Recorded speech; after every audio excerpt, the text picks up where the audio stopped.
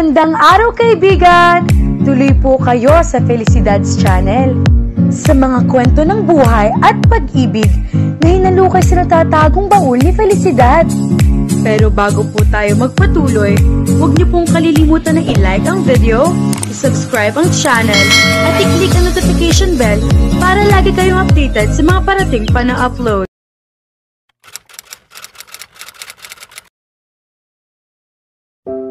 Galit na galit si Francesca pagbalik niya sa pinakamalaking cottage sa resort na tinutuluyan nila ni Pasiano. 4 na araw na sila naroroon pero ngayon lang siya lumabas. Dumiretso siya sa banyo at tinignan ang leeg na tinusok ng baklang iyon. Hindi niya kauri ang bakla pero naamoy niyang katulad din nila ito. Nagulat pa siya nang makita niya ang kulay ng mga mata nito. Sa halip na pula na gaya ng sa kanya, kulay ube ang mga mata nito. Maliit lamang ang ginamit itong panaksak kaya hindi iyon umabot sa sensitibong parte ng kanyang leeg. Pero nadilaan ng apoy ang kaliwang pisngi niya. Kanina pa nabakbak ang parteng nasunog at napalitan na iyon ng bagong balat. Ang labis niya ikinagulat ay kung paano nalaman ng malditang iyon ang kahinaan niya. May dala pa itong spray at lighter. Parang handang-handa ito sa tulad niya. Sino ang bading na iyon? Saan iyon nanggaling? Iyon ba ang sinasabi ni Pasiano na mga pakay nila kaya sila bumalik sa probinsya ang 100 taon na nilang hindi natutungtungan? Kailangan niya ng sagot mula kay Pasiano. Sa ilang araw na pamamalagi nila roon, ang tanging paliwanag na ibinibigay nito sa kanya ay kumukuha ito ng impormasyon na may kinalaman sa nawawalang mommy na hindi niya maintindihan kung bakit inaabot ng ganoon katagal. Marami nang nabago sa bayan ng Bagon. Pero alam niya napakadaling kumuha ng impormasyon doon, lalo na kung tungkol sa archaeological site at mommy. Paglabas pa nga niya ng bar ng resort ay iyon na ang narinig niyang paksa ng kwentuhan ng mga naroroon. Ano't hindi iyon makuha ni Pasiano? May isa pang mommy sa loob ng yungib. Hindi ba iyon alam ni Pasiano? Wala naman silang kailangang gawin kundi sunugin ang katawan ng kung sino mang natira doon. Pagkatapos ay tutugisin nila ang nagnakaw sa nawawalang mommy. Parurusahan nila na titira pa ang angkang iyon at papatayin nila mommy. Ano bang mahirap doon? At bakit ang tagal na ay wala pa rin ginagawa si Pasiano? Umangal siya sa disgusto. Naalala ulit niya ang baklang vampirang iyon. May natira bang kauri nila sa bayang iyon? Pinoprotektahan ba ng mga iyon ang mga mommy? Kaya ba natatagalan si Pasiano ay dahil pinag-aaralan pa nito kung paano gagapiin ang mga kapwa nila immortal na ibang-iba kaysa sa kanila? Bigla niyang naalala ang mabilis sa pagtibok ng puso ng bakla kanina. Buhay ito, pero imposible iyon. Nakita at naamoy niya ang baklang iyon, kaya hindi siya maaari magkamali. Vampira din ito. Kung ganoon, ano ito? Kalahating tao? Kalahating vampira? Napasimangot siya. Imposible. Inubos nila ni Pasiano ang lahat na nasa probinsyang iyon bago sila umalis. Wala silang itinira, kaya paano magkakaroon ng ganoong klase ng nilalang sa lugar na iyon? Ano nga ba ang nangyari sa bayan ng Bagon pagkatapos nila iyong lisanin noon? Nakaramdam ulit siya ng pagkayamot dahil hindi niya mahagilap si Pasiano para hinga ng kasagutan. Tinignan ulit niya ang kanyang leeg. Doon pinakamabagal ang paghilom ng kanyang sugat. Hihintayin pa ulit niya ang susunod na gabi bago siya magtungo sa kuwebang sinasabi ni Pasiano at siya nang tatapos sa problema nito. Sinimulan na niya iyon kanina na magtungo siya sa gay bar. Naamoy niya sa loob ang samyong dumikit noon kay Pasiano. Pagpasok niya ay nakita niya ang baklang tao at nilapitan ito. Nalaman niya ang impormasyon na kailangan niya tungkol sa mommy. Too bad, hindi niya naitanong kung may alam ito tungkol sa mga immortal na taga-isla. Pero ang bading na tumulong sa kanya, hahanapin talaga niya iyon. Hindi lang para kumuha ng impormasyon tungkol sa mga mommy at sa mga immortal na naninirahan sa islang iyon, kundi para malaman din kung anong uri na vampira ang mga ito. Aalamin niya kung marami ba at kung gaano kalakas ang mga ito. Pero gigil na gigil talaga siya sa malditang iyon. Naisahan siya nito dahil nagulat siya sa pinagagagawa nito. Pero hindi na mangyayari iyon sa susunod na pagkakataon. Tatapusin na niya ang problema sa isla bago siya umalis doon. Kung kailangan mauna na siya kay Pasiano, ay gagawin niya. Bahala na ito sa sarili nito. Hindi niya matagalan ang islang iyon. Parang palagi siya nalulungkot doon. Kahit noong bago pa lang sila umalis doon ng kanyang asawa, mahigit 1 taon na nakararaan. Hindi na ako babalik dito pagkatapos nito. Sumpa niya. Tinakpan niya ng scarf ang sugat sa kanyang leeg at muli nagbihis para lumabas. Sigurado na sana siya sa kanyang biktima kanina pagkatapos niya makuha ang impormasyong kailangan niya mula sa bakyang iyon. Ilang oras na lang at sisikat ng araw. Kailangan niya makahanap ng biktima. Tuyong-tuyo na ang lalamunan niya. Pagkasuot niya ng kanyang contact lens, ay lumabas na ulit siya ng cottage para humanap ng pagkain. Napangiti siya nang hindi pa siya nakakalayo sa resort ay nakita agad niya ang maliit na beer house na mukhang punong-puno ng tao. Nanlalambot si Courtney nang una niya maulinigan ang tinig na nag-uusap sa tabi niya. Dahan-dahan siyang dumilat. Nakita niya si Sol. Nakatayo ito at kausap si Harper. Naroroon at nakikinig sa dalawa si Misty. Nang umungol siya ay tumingin sa kanya ang tatlo. Ngumiti si Sol at mabilis na lumapit sa kanya. Hinawakan nito ang kamay niya. "Kumusta ka na?" "Not good," sagot niya. "Bumaba ng lagnat mo. Kailangan mo na lang ng pahinga." Lumapit na rin si Misty sa kanya. "Kumusta ka na, Courtney?" Like hell, tumirik ang mga mata niya. Napakiramdam niya ay nagluluha ng kusa. "Nasa itsura mo nga." Tumawa ito. Kahit masakit ang lalamunan niya, ay natawa siya sa sinabi nito. "Si Daddy, he's doing well, busy as always." Pero dumaraan siya dito tuwing umuwi siya sa quarters. Mamayang 5:30 ng hapon, siguradong naririto na naman iyon. Umaalis na kaming lahat sa site tuwing 5. Wala nang natitira doon maliban sa mga nagbabantay. "You're staying?" "Of course I'm staying. Ngayon pa ba ako aalis dito? Alam ko ng sekreto na malditang to." Nakataas ang kilay na tinignan nito si Harper. Napamaang siya, hindi makapaniwala sa sinabi ni Misty. "Saka na tayo magtsikahan pagbalik mo rito," sabi nito. "Ha?" Nagtatakang tanong niya. We're leaving, Courtney," sabi sa kanya ni Sol. Dito naman siya napatingin. "It's best that we leave for now. Kailangan mo magpalakas at hindi makakatulong na palagi kang pinupuntahan dito ng lalaking iyon." "Saan tayo pupunta?" "Mabuti nang wala muna makakaalam maliban sa ating dalawa." "I can't. My dad, pumayag na siyang umalis ka muna rito. He actually sighed in relief." "Iuuwi mo ako?" "Ayoko. Actually, kailangan mo na rin mag-enroll for the coming semester." "My dear, no, ayoko." Gusto niya magpaliwanag ng pagkahaba-haba pero hindi niya magawa. Napapagod siya at masakit pang lalamunan niya. Napaubo na lamang siya. "We're leaving by plane this afternoon." "Magpahinga ka na, Courtney." Halos pabulong na sabi ni Sol pagkatapos siyang ihitin ng ubo. Tumango na lang siya kahit gusto pa niya magsalita. Nakahapo siya sa nangyari. Kahit anong gawin niya ay hindi niya mapigil ang pagpikit niya. Tuluyan na ulit siyang nakatulog habang hawak niya ang kamay nito. Napangiwi si Courtney habang pinakikinggan niya ang litanya ng Mommy Esther niya mula sa kabilang linya. Naiintindihin niya kung saan nanggagaling ang galit nito. Pero masyado ito nanggagalaite for someone who had never really been there for her. Paulit-ulit lang din ang sinasabi nito. "I don't understand. 4 days ago, tumawag dito si Emerson. Kabilin-bilin na ng ama mo na kapag pinauwi ka na niya rito, ay huwag na huwag kitang papayagang bumalik dyan sa Pilipinas. Tapos ngayon, head to cut nagsasabi na hindi ka mag-e-enroll this semester. Ano bang kalokohan ipinapasok na ama mo riyan sa utak mo ha, Courtney?" "Mami, wala siyang ginagawa. He's quite busy here with all the trouble that's been going on at the site. Ako ang nagdesisyon na ayokong iwan si Daddy. And you expect me to just accept the fact na ayaw mo mag-aral? Courtney, you're going to take up medicine. You'll be a doctor like me. And I won't allow any stupidity to come between you and your dream. It's only 1 semester, Mom." "No, umuwi ka na rito, Courtney.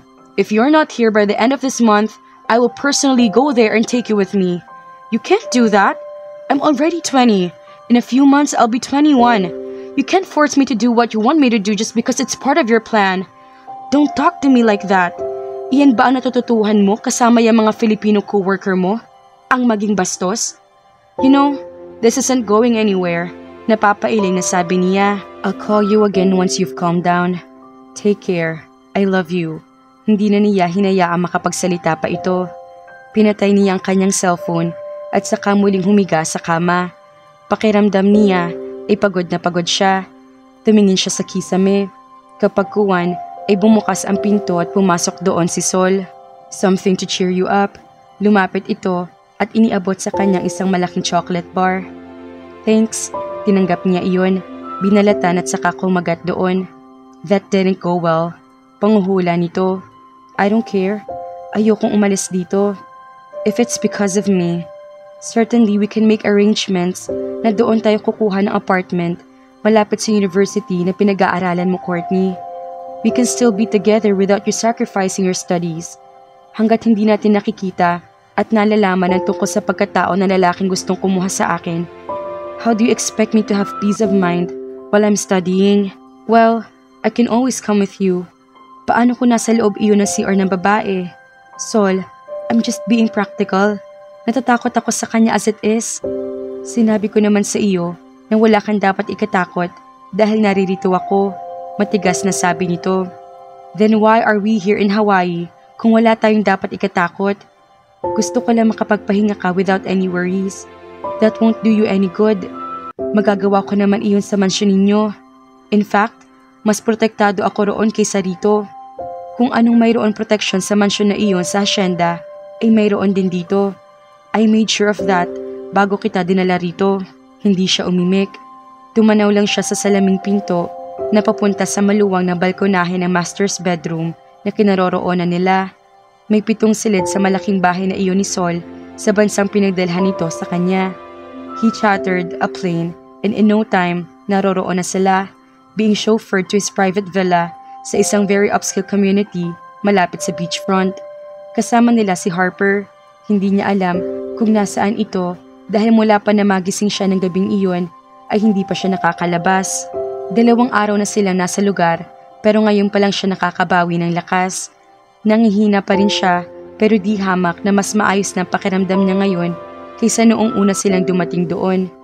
Ngumunguya pa siya ng chocolate at nakahiga sa gilid ng kama na magsalita ulit siya. Sol? Nakaupo ito sa tabi ng kama at hawak na naman ang cellphone nito, hoping to get more news from the Philippines via internet. Huwag mong hayaang makuha niya ako, please. Courtney naman, binitawan nito ang hawak na cellphone at saka humiga sa tabi niya. Tinitigan siya nito. Kung may sakit ka, you still look so beautiful. Huwag mong hayaang makuha niya ako mula sa'yo. Ulit niya. Hinaplos nito ang kanyang pisngi. I won't let him. Tumagalit siya paharap dito. Hinaplos din niya ang pisngi nito. I love you. Sambit nito na panandaliang ikinahinto ng tibok ng kanyang puso. I love you too. Naninikip pa rin ang dibdib na tugon niya. Muli ay kinailangan niyang papaniwalaan ng sarili na naroroon nga siya kasama ni Sol. Minsan ay hindi pa niya makapaniwala na nagawa nitong umibig sa isang katulad niya. Tinignan niya ang mukha nito. Walang sasapat na salita para mailarawan kung gaano iyong kaganda sa kanyang paningin. Napakakisig, napakatalino at napakabait nito. Ngunit higit pa roon, labis-labis ang pagmamahal na sinusukli nito sa kanya. Kampante siya nakatulog ng gabing iyon. Nagkukukot ang kalooban ni Francesca habang kausap niya si Pasiano. Hindi kita maintindihan kung bakit mo ako pinigilan noon na pumunta sa Yungib. Para tapusin ang problemang ito kina Giovanni Trenzon. Hanggang ngayon, hindi mo pa pala alam kung sino sa dalawa ang nawala. Mabuti sana kung si Renzon ang naiwan. Higit na mapanganib ang kapangyarihan ni Giovanni Pasiano. Nasa loob sila ng cottage. Nakababa ang lahat ng mga kortinang pinapalitan niya ng draperies para huwag tumagos ang liwanag sa loob ng silid sa umaga. Nakaupo sa isang Queen Elizabeth chair ang lalaki. Madilim ang muka at halatang wala sa kanyang isip. 2 weeks na tayo rito, pero wala pang nangyayari. For all we know, baka nabuhay na nga kung sino mga vampira ang tinangay ng mommy at hinahanap na tayo noon.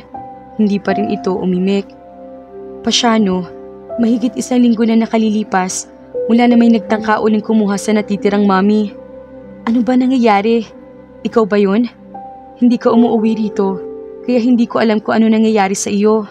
Bumalik ka na sa Maynila at hayaan mo na ako rito. Nagulat siya sa sinabi nito. Anong sinabi mo? Umuwi ka na. Matatagalan ako rito. Ganoon na lang yun? Pinagtaasan niya ito ng 1 kilay bago nilapitan. Ano na nagawa mo kina Renzo at Giovanni Pasiano? Ano bang pinagkakaabalahan mo? Pasinghal na tanong niya. Tumigil ka! Paangil na sabi nito, sabay sampal ng malakas sa kanya. Tumilapon siya sa kabilang dingding.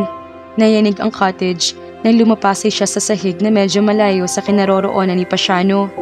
Nagulat siya sa ginawa nito. Nang makahuma ay lumobo ang galit sa dibdib niya. Manahimik ka, Francesca. Problema ko ito. Huwag kang makialam. Tinignan niya ito. Lalong nanlisik ang mga mata. Babae. Napasinghap siya sa realisasyon. Babae ang dahilan kung bakit wala ka nagagawa rito. Lalo na puno ng galit ang sistema niya. Sino ang babaeng ito? Wala kang karapatang magtanong sa akin, Francesca. Asawa mo ako. Sino kinahuhumalingan mo, Pasiano? Hindi ito sumagot. Tumayo siya at muling nilapitan ito. Ipagpapalit mo ako? Gusto ko siya maging asawa. Walang masama kung dalawa kayo. Punyeta ka. Itinaas niya ang kanyang kamay para sampalin ito.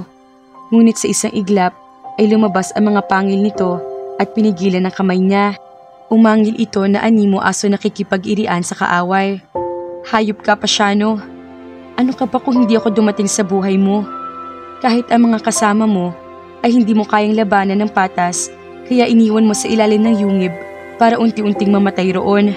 Pagkatapos nun, ako ang gumawa ng lahat ng paraan para yumaman tayo. Ni wala kang pinag-aralan noon. Kung hindi dahil sa akin, wala ka pa rin sinabi ngayon. Pagkatapos ay ganitong gagawin mo sa akin? Ako pa rin ang lumikha sa iyo. Kung hindi dahil sa akin, hindi mo makakamit ang ganitong buhay. Ang ano? Ang magtago sa liwanag? At parang hayop na kumakain sa dilim? Galit na sumbat niya dito. Huwag mo akong pangunahan sa desisyon ko. Hindi ako makakapayag na gumawa ka ng isa pang asawa, Pasiano. Makamandag ang kanyang tinig nang sabihin niya iyon. Akin ang desisyong ito at hindi sa'yo. Ngayon, bumalik ka na sa Maynila bago maubos ang pasensya ko sa iyo. Pagkasabi niyon ay marahas na itinulak siya nito. Bumalik ito sa malalim na pag-iisip at hindi na niya pinansin. Nagngangalit ang kalooban niya sa kawalang hiyaan nito. Pero hindi na siya sumugod at nagwala. Hindi niya maaring gawin iyon dahil alanganin ang katayuan nila sa isla.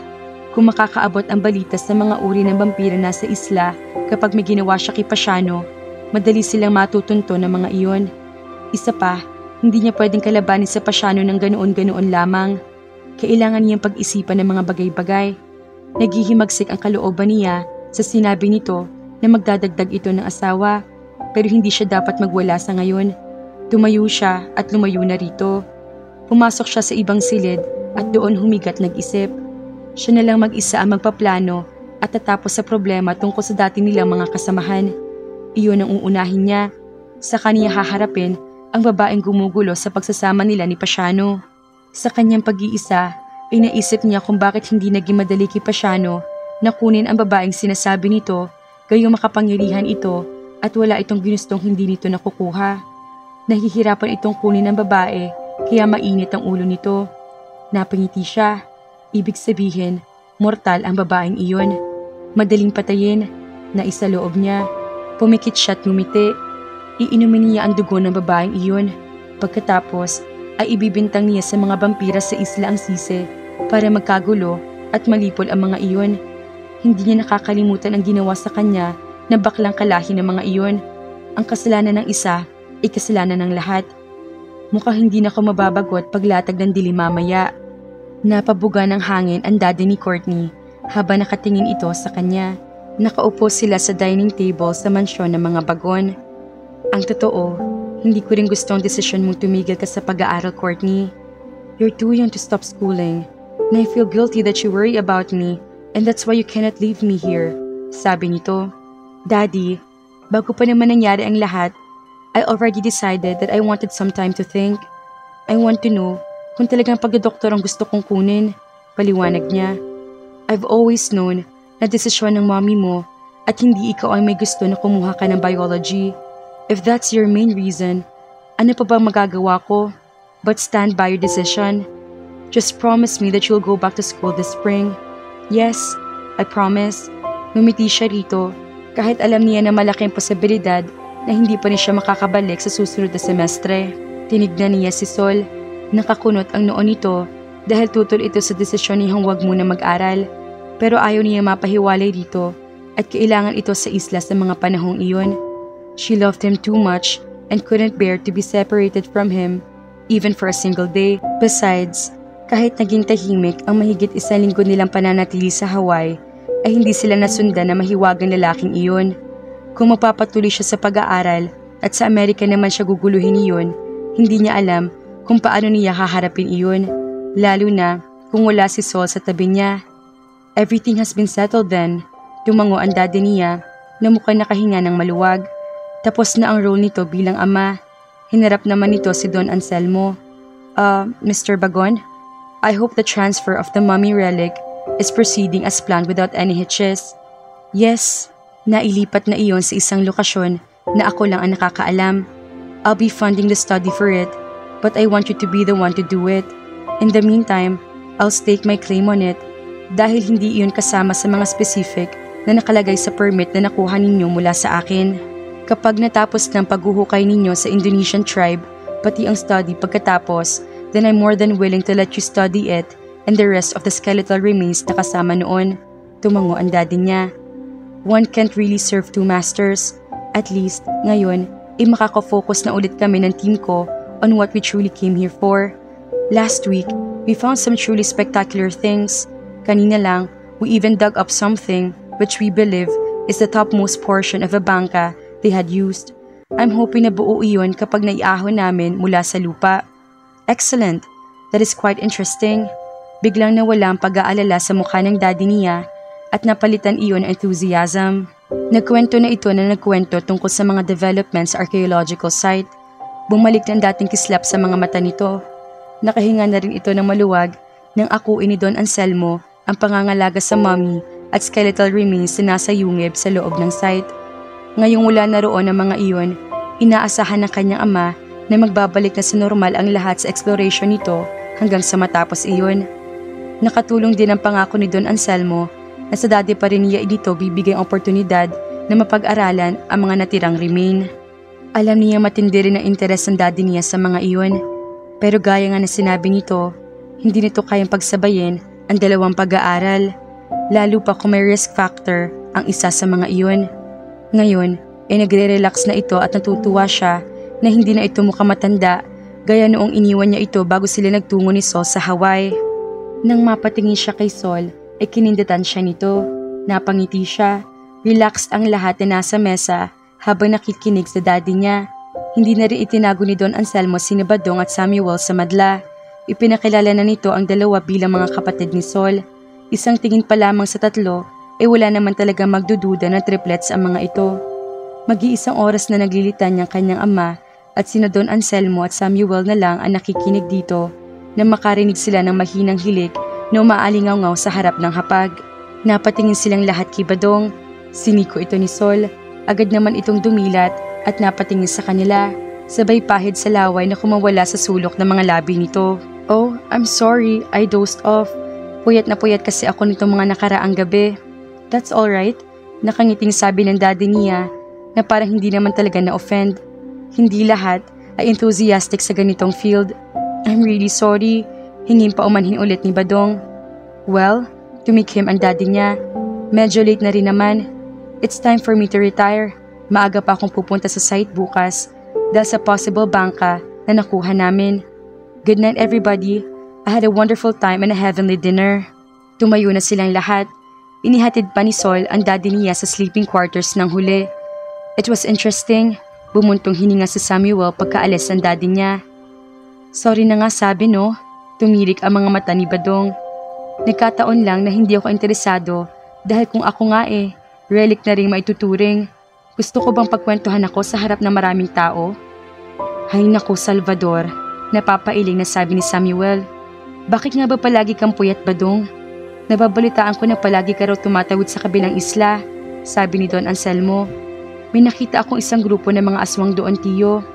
I want to know their ways. Gusto ko silang ipakilala sa pamilya ko.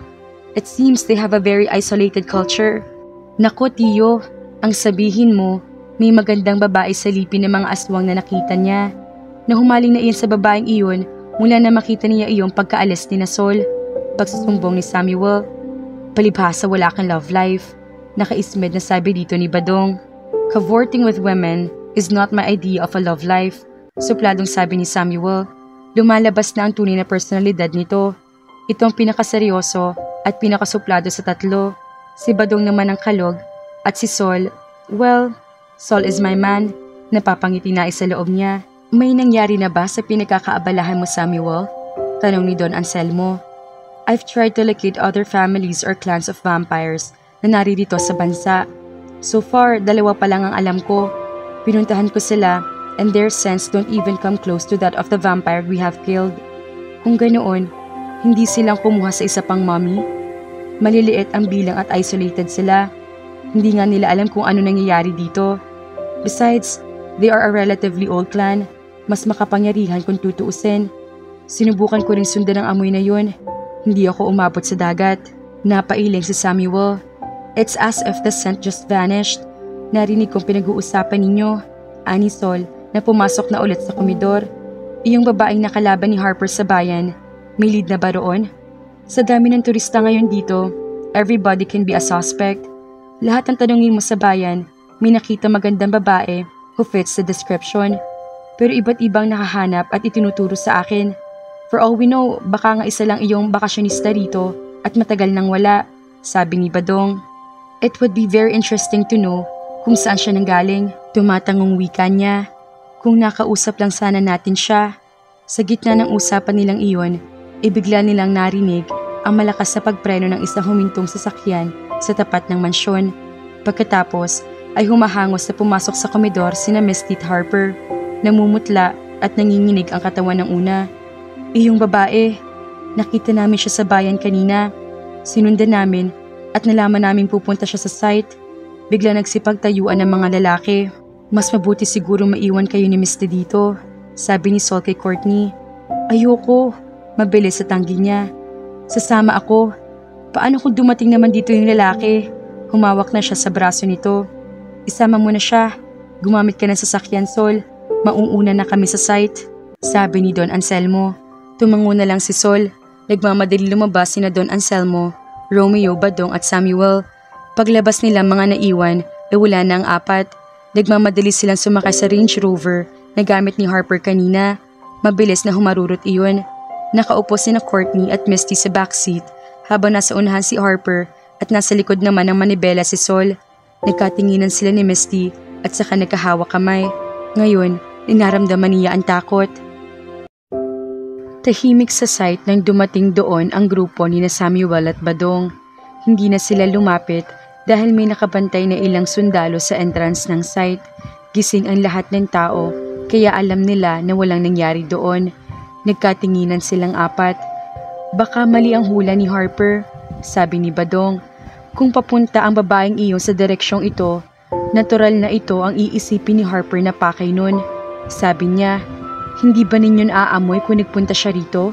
Tanong ni Don Anselmo sa mga pamangkin. Pero alam niyang wala na rito ang mommy, sagot ni Samuel. Nag-iba siya ng pakay, wala na siya rito. Sa pantahan ni Sol, nagkatinginan na naman sila. Sa mansyon, biglang saad ni Badong. Kay Courtney, segunda ni Samuel. Si Sol, natigilan silang tatlo sa sinabi ni Romeo. Aabutan pa natin siya, ani Don Anselmo na naglakad ng mabilis palayo sa site. Pagkatapos ay muling tumakbo pabalik sa direksyon ng mansyon, kasunod ang tatlo. Malapit na tayo. Huwag kayong lalabas ni Misty dito sa sasakyan kapag may nangyari, okay? Harper, huwag ka na ring bumaba. Kaya na namin iyon. Kung nag-iisa lang siya at babae pa, bantayan mo sila rito sa sasakyan.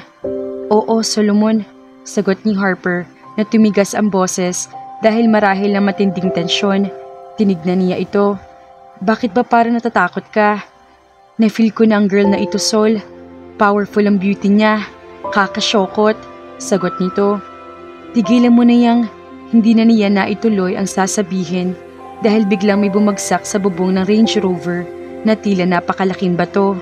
Nayupi ang bubong ng sasakyan sa mismong tapat niya. Tumagaan iyon sa kanya at naputol ang manibela ng sasakyan sa sobrang lakas ng impact. Nawalan sila ng kontrol kaya gumewang-gewang ang sasakyan. Nang natigilan sina Harper at Misty habang si Courtney sinisigaw ang pangalan niya, bumaligtad ang sasakyan na bumangga iyon sa isang puno sa gilid ng kalsada. Saka sumirko-sirko iyon pabagsak sa bangin. Galit na galit si Francesca. Iyon na nga bang kinatatakutan niya. Wala na sa kuweba ang natitira pang mami. Hindi man lang siya nagkaroon ng pagkakataong makita kung sino kina Giovanni Trenzon ang naiwan at kung sino iyon natangay ng kung sino mga vampira. Nagpalipas pa siya ng oras at walang pagmamadali na tinungo niya ang kuweba. Pero malayo pa lang siya, batid na niyang wala na siyang aabutan doon. Sa dami ng naaamoy niyang iba't ibang samyo na tulad ng bakla na kaikwentro niya sa bayan, hindi niya alam kung saan napunta ang amoy ni na Giovanni Trenzon. Hindi niya alam kung saan niya sisimulang hanapin ang mga ito. Naisip niya na dapat na siyang bumalik sa Maynila para tipunin ang lahat ng mga pamilyang vampira na kilala niya at sa kanya sisimulang alamin kung sino may kinalaman sa nangyari sa kuwebang iyon. Pero sa lugar na iyon din niya naaamoy ang halimuyak ng babaeng una niyang naamoy kay Pasiano noon. Walang duda, iyon nga ang kinahuhumalingan ng kanyang asawa. Kung gayon, malapit lang ang babaeng iyon sa akin. Sinundan niya ang amoy dahil nasa paligid lamang iyon. Habang naglalakad siya, palakas ng palakas ang amoy ng babae hanggang sa natawnaw niya ang ilaw ng sasakyan sa di kalayuan.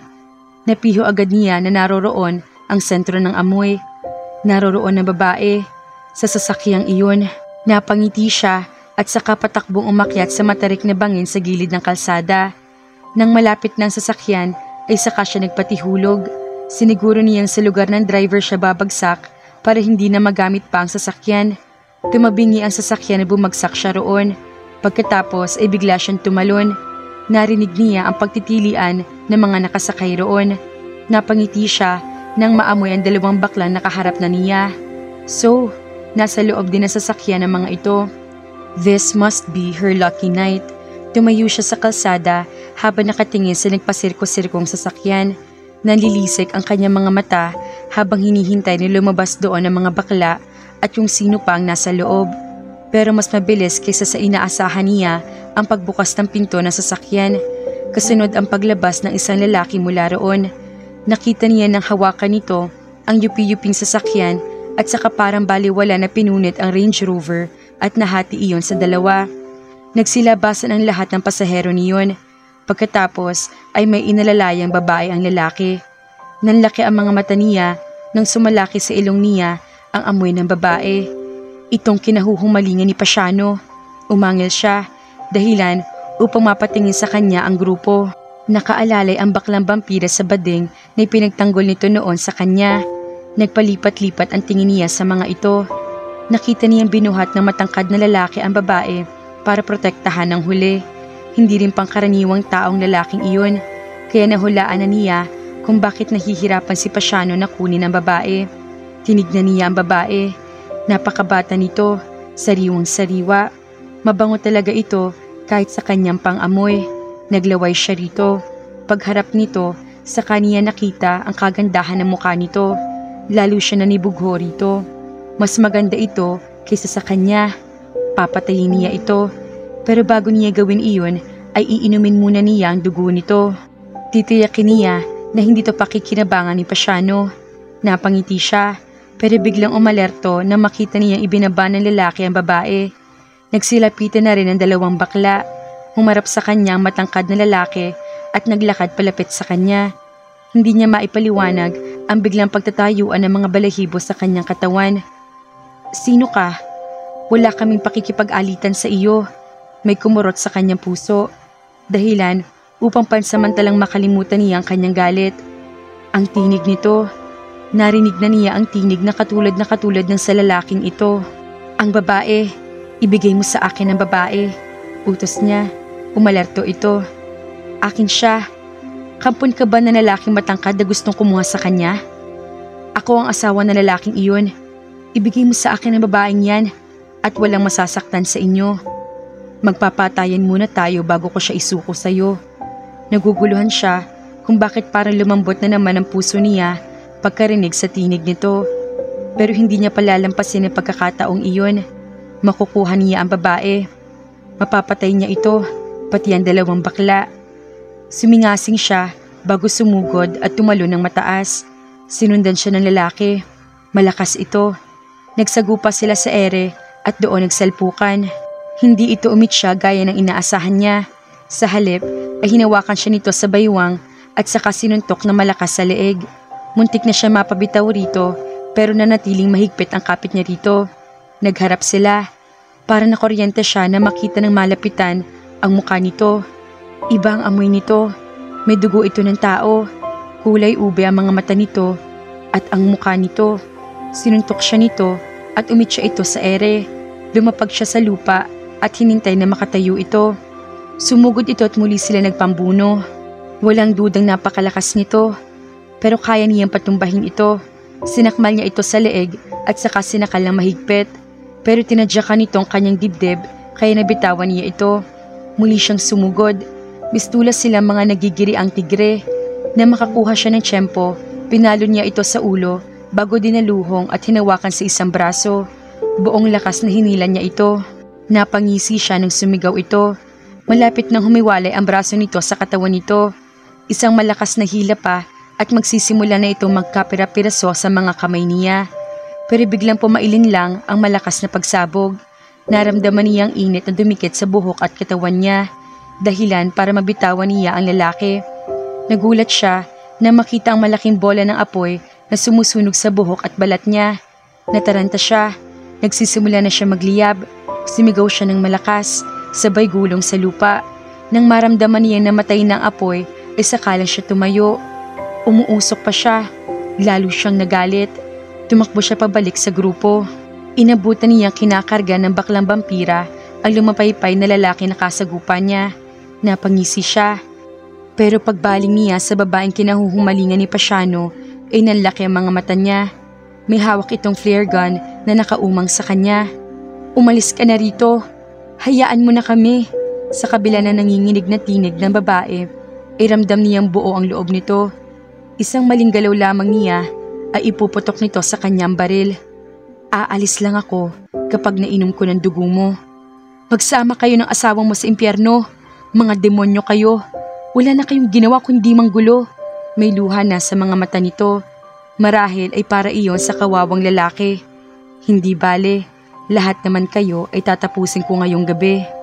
Ngumisi siya at pinalagutok ang kanyang mga daliri na may mahahabang kuko. Tumawa pa siya ng malakas bago sumugod sa babae.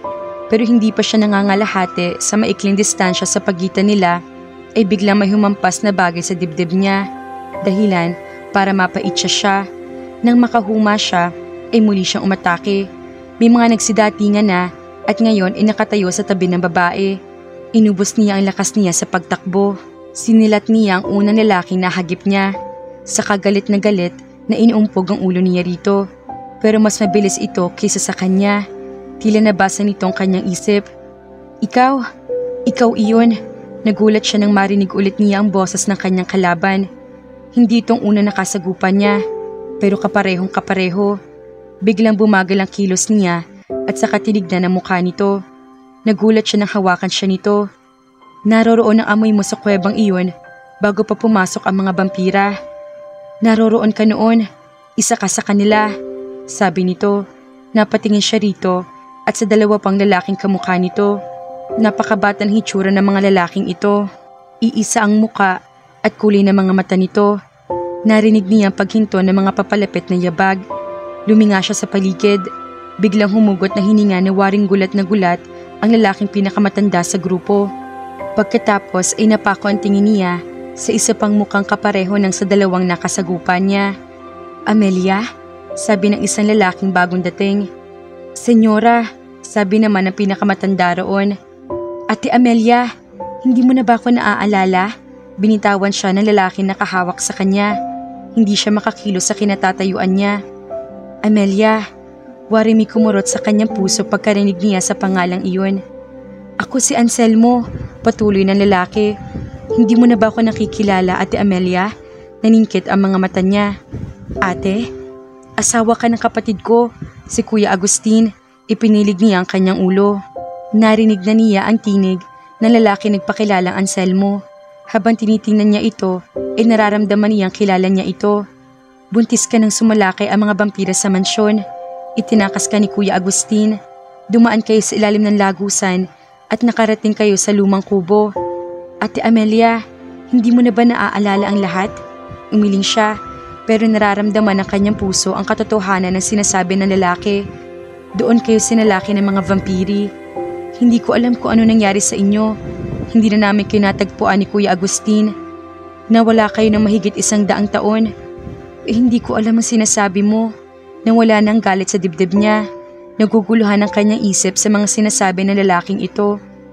Nagluwal ka ng 3 sanggol bago ka namatay, Ate Amelia. Sila iyon. Itinuro nito ang 2 magkamukhang lalaki. Sila ang mga anak ninyo ni Kuya Agustin. Pakiramdam niya, naglaglagan siya ng malaking bato sa ulo dahil sa sinabi nito. Iyong lalaki kanina. Nagkahiwa-hiwalay silang 3, Ate Amelia. Iyon nakasagupa mo kanina ang naiwan sa akin. Siya ang pinalaki ko. Hindi ko kayo kilala. Napaurong siya. Tinignan niya ang 2 magkamukhang lalaki. Ako ang huling ipinanganak mo. Nagsalita ang lalaki na kahawak sa kanya kanina. Natatandaan kong amoy mo bago ka nawala. Dumikit ang amoy mo sa akin. Hinawakan ulit siya nito at saka pumikit. Napapikit din siya. Ipinaalala ng amoy na iyon ang isang panahong maligaya siya bago dumating si Pasiano. Nakita niya ang isang sanggol at kung paano siya kinaladkad ng isang lalaki. Habang tigmak siya sa sariling dugo na umaagos mula sa maraming kagat na ginawa ng mga vampiri sa kanya. Kinaladkad niya ng 3 buhong at saka iniga sa lupa bago sabay-sabay na kinagat. Nag-aagaw buhay siya nang huminto ang mga ito sa pagpipiesta sa kanya. Nang iwan siya ng mga ito, saka lumabas ang unang sanggol.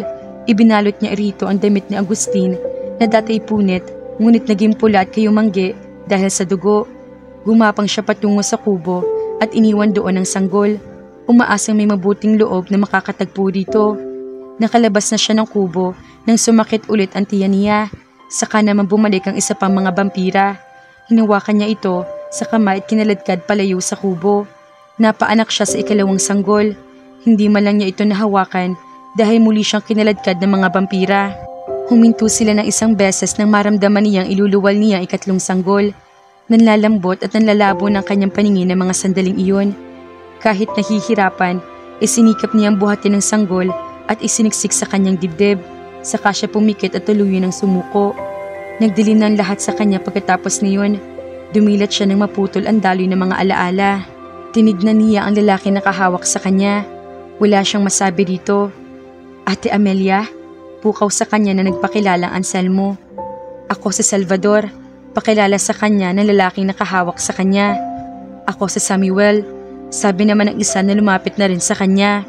Si Solomon ang nakasugupa mo kanina.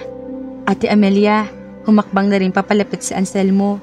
Pati ang maedad na lalaki yumuko sa harap niya. Senyora, wag!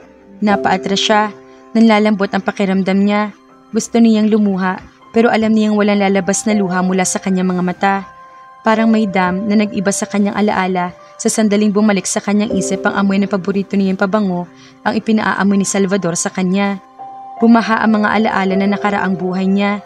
Nakaramdam siya ng hiya sa sarili, pagkamuhi sa lahat na nangyari sa loob ng mahigit 100 taon. Umurong pa siya ng umurong. Hindi siya sinundan ng mga ito maliban kay Anselmo. Ate Amelia, huwag kang umalis. Tuloy na siyang tumalikod at saka mabilis sa tumakbo. Hindi niya kayang harapin ang mga ito. Lumihi siya ng daan bago siya nakarating sa bayan. Tumakbo siya ng tumakbo sa pilapil hanggang sa humantong siya sa pampang. Tumakbo pa rin siya hanggang sa sumalpok ang tubig alat sa kanya. Naglakad siya roon na naglakad hanggang sa tuloy na siyang lumubog sa kailalim-ilaliman ng dagat, kung saan nakakabinging katahimikan at nakakabulag ang kadiliman. Parang sasabog ang isip niya ng mga sandaling iyon. Nilunod niya ng tuluyan ang mga alaalang kay tagal na nahimlay sa kanyang isipan. Namumutla at nanginginig pa rin si Courtney Kahit mahigit 1 oras nang lumipas mula nang makabalik sila sa mansyon, bawat himaymay ng kanyang kalamnan ay umaangal sa sakit dahil sa pagbaliktad ng sasakyan nila kanina. Pero mas nangibabaw ang takot niya para sa kapakanan ni Sol kaysa sa kanyang sarili. Nasa pintuan siya ng silid nito. Mula roon ay naririnig niya ang tinig ng mga kapatid at tiyuhin nito. Nag-uusap-usap ang mga iyon tungkol sa susunod na hakbang na gagawin ngayong alam na ng mga ito na isang vampirang ina na magkakapatid. Kinokontra ni Samuel ang ideyang kunin si Amelia mula sa lalaking tumutugis din sa kanya. Baka may kinalaman sila ng lalaking iyon sa pagnanakaw sa mommy, giit nito. Baka may balak sila na mag-isang muli ng kapangyarihan. Kailangan natin maging mapagmatsyag. Sa isang punto ay halos nagsisigawan na ang mga ito. Muling bumaba at tumaas ang boses ng mga ito. Paulit-ulit iyon hanggang sa napagod na siya sa kakapakinig at umupo na lang siya sa sahig habang naghihintay ng balita tungkol kay Sol. Pinuntahan kita sa iyong silid pero wala ka roon. Naisip ko na baka narito ka, sabi ni Susan na hindi niya namalaya na kalapit na pala sa kanya. Naghihintay ako sa balita kay Sol. Hindi ka dapat mag-alala sa kanya. Mabilis siyang gagaling dahil idinikit na ulit ang nabali niya mga buto. Tingnan mo, bukas ay nakatayo na siya na parang wala nangyari. Sigurado ho kayo? Mas nag-aalala ako sa mga sugat mo, Courtney. Paano mo na naman ba maipaliliwanag sa ama mo ang mga iyan? Hindi siya nakasagot. Magpahinga ka na, Courtney. Gusto ko lang ho siyang makita para alam kong okay na nga siya, sabi niya sa nanginginig na tinig. Saka bumukas ang pinto ng silid. Nakatingin sa kanya ang 3 lalaki nagtatalo roon kanina pa. Unang ngumiti si Badong sa kanya. Nakalimutan namin na baka naghihintay ka rito at nag-aalala. Pasensya ka na, Courtney. Sanay kasi kami na kusang gumagaling at wala nag-aalala sa kapakanan namin, sabi naman ni Samuel sa halos walang emosyong tinig. Maayos ng kalagayan ni Solomon, iha, sabi ni Don Anselmo. Bakit hindi ka nalang magpahinga? Dapat nga nasa ospital ka rin tulad ng kaibigan mong si Misty. Pwede ko ho bang makita si Sol? Sige, iha. Dispensa at hindi agad kami nakalabas. Thank you ho. Naglakad na siya papasok sa silid. Pagpasok niya ay sumara iyon sa likuran niya. Tumakbo siya sa kinahihingaan ni Sol. Natutup niya ang kanyang bibig na makitang itsura nito. Sobrang putla ng balat nito. Kulay, talong ang maraming bahagi ng katawan nito.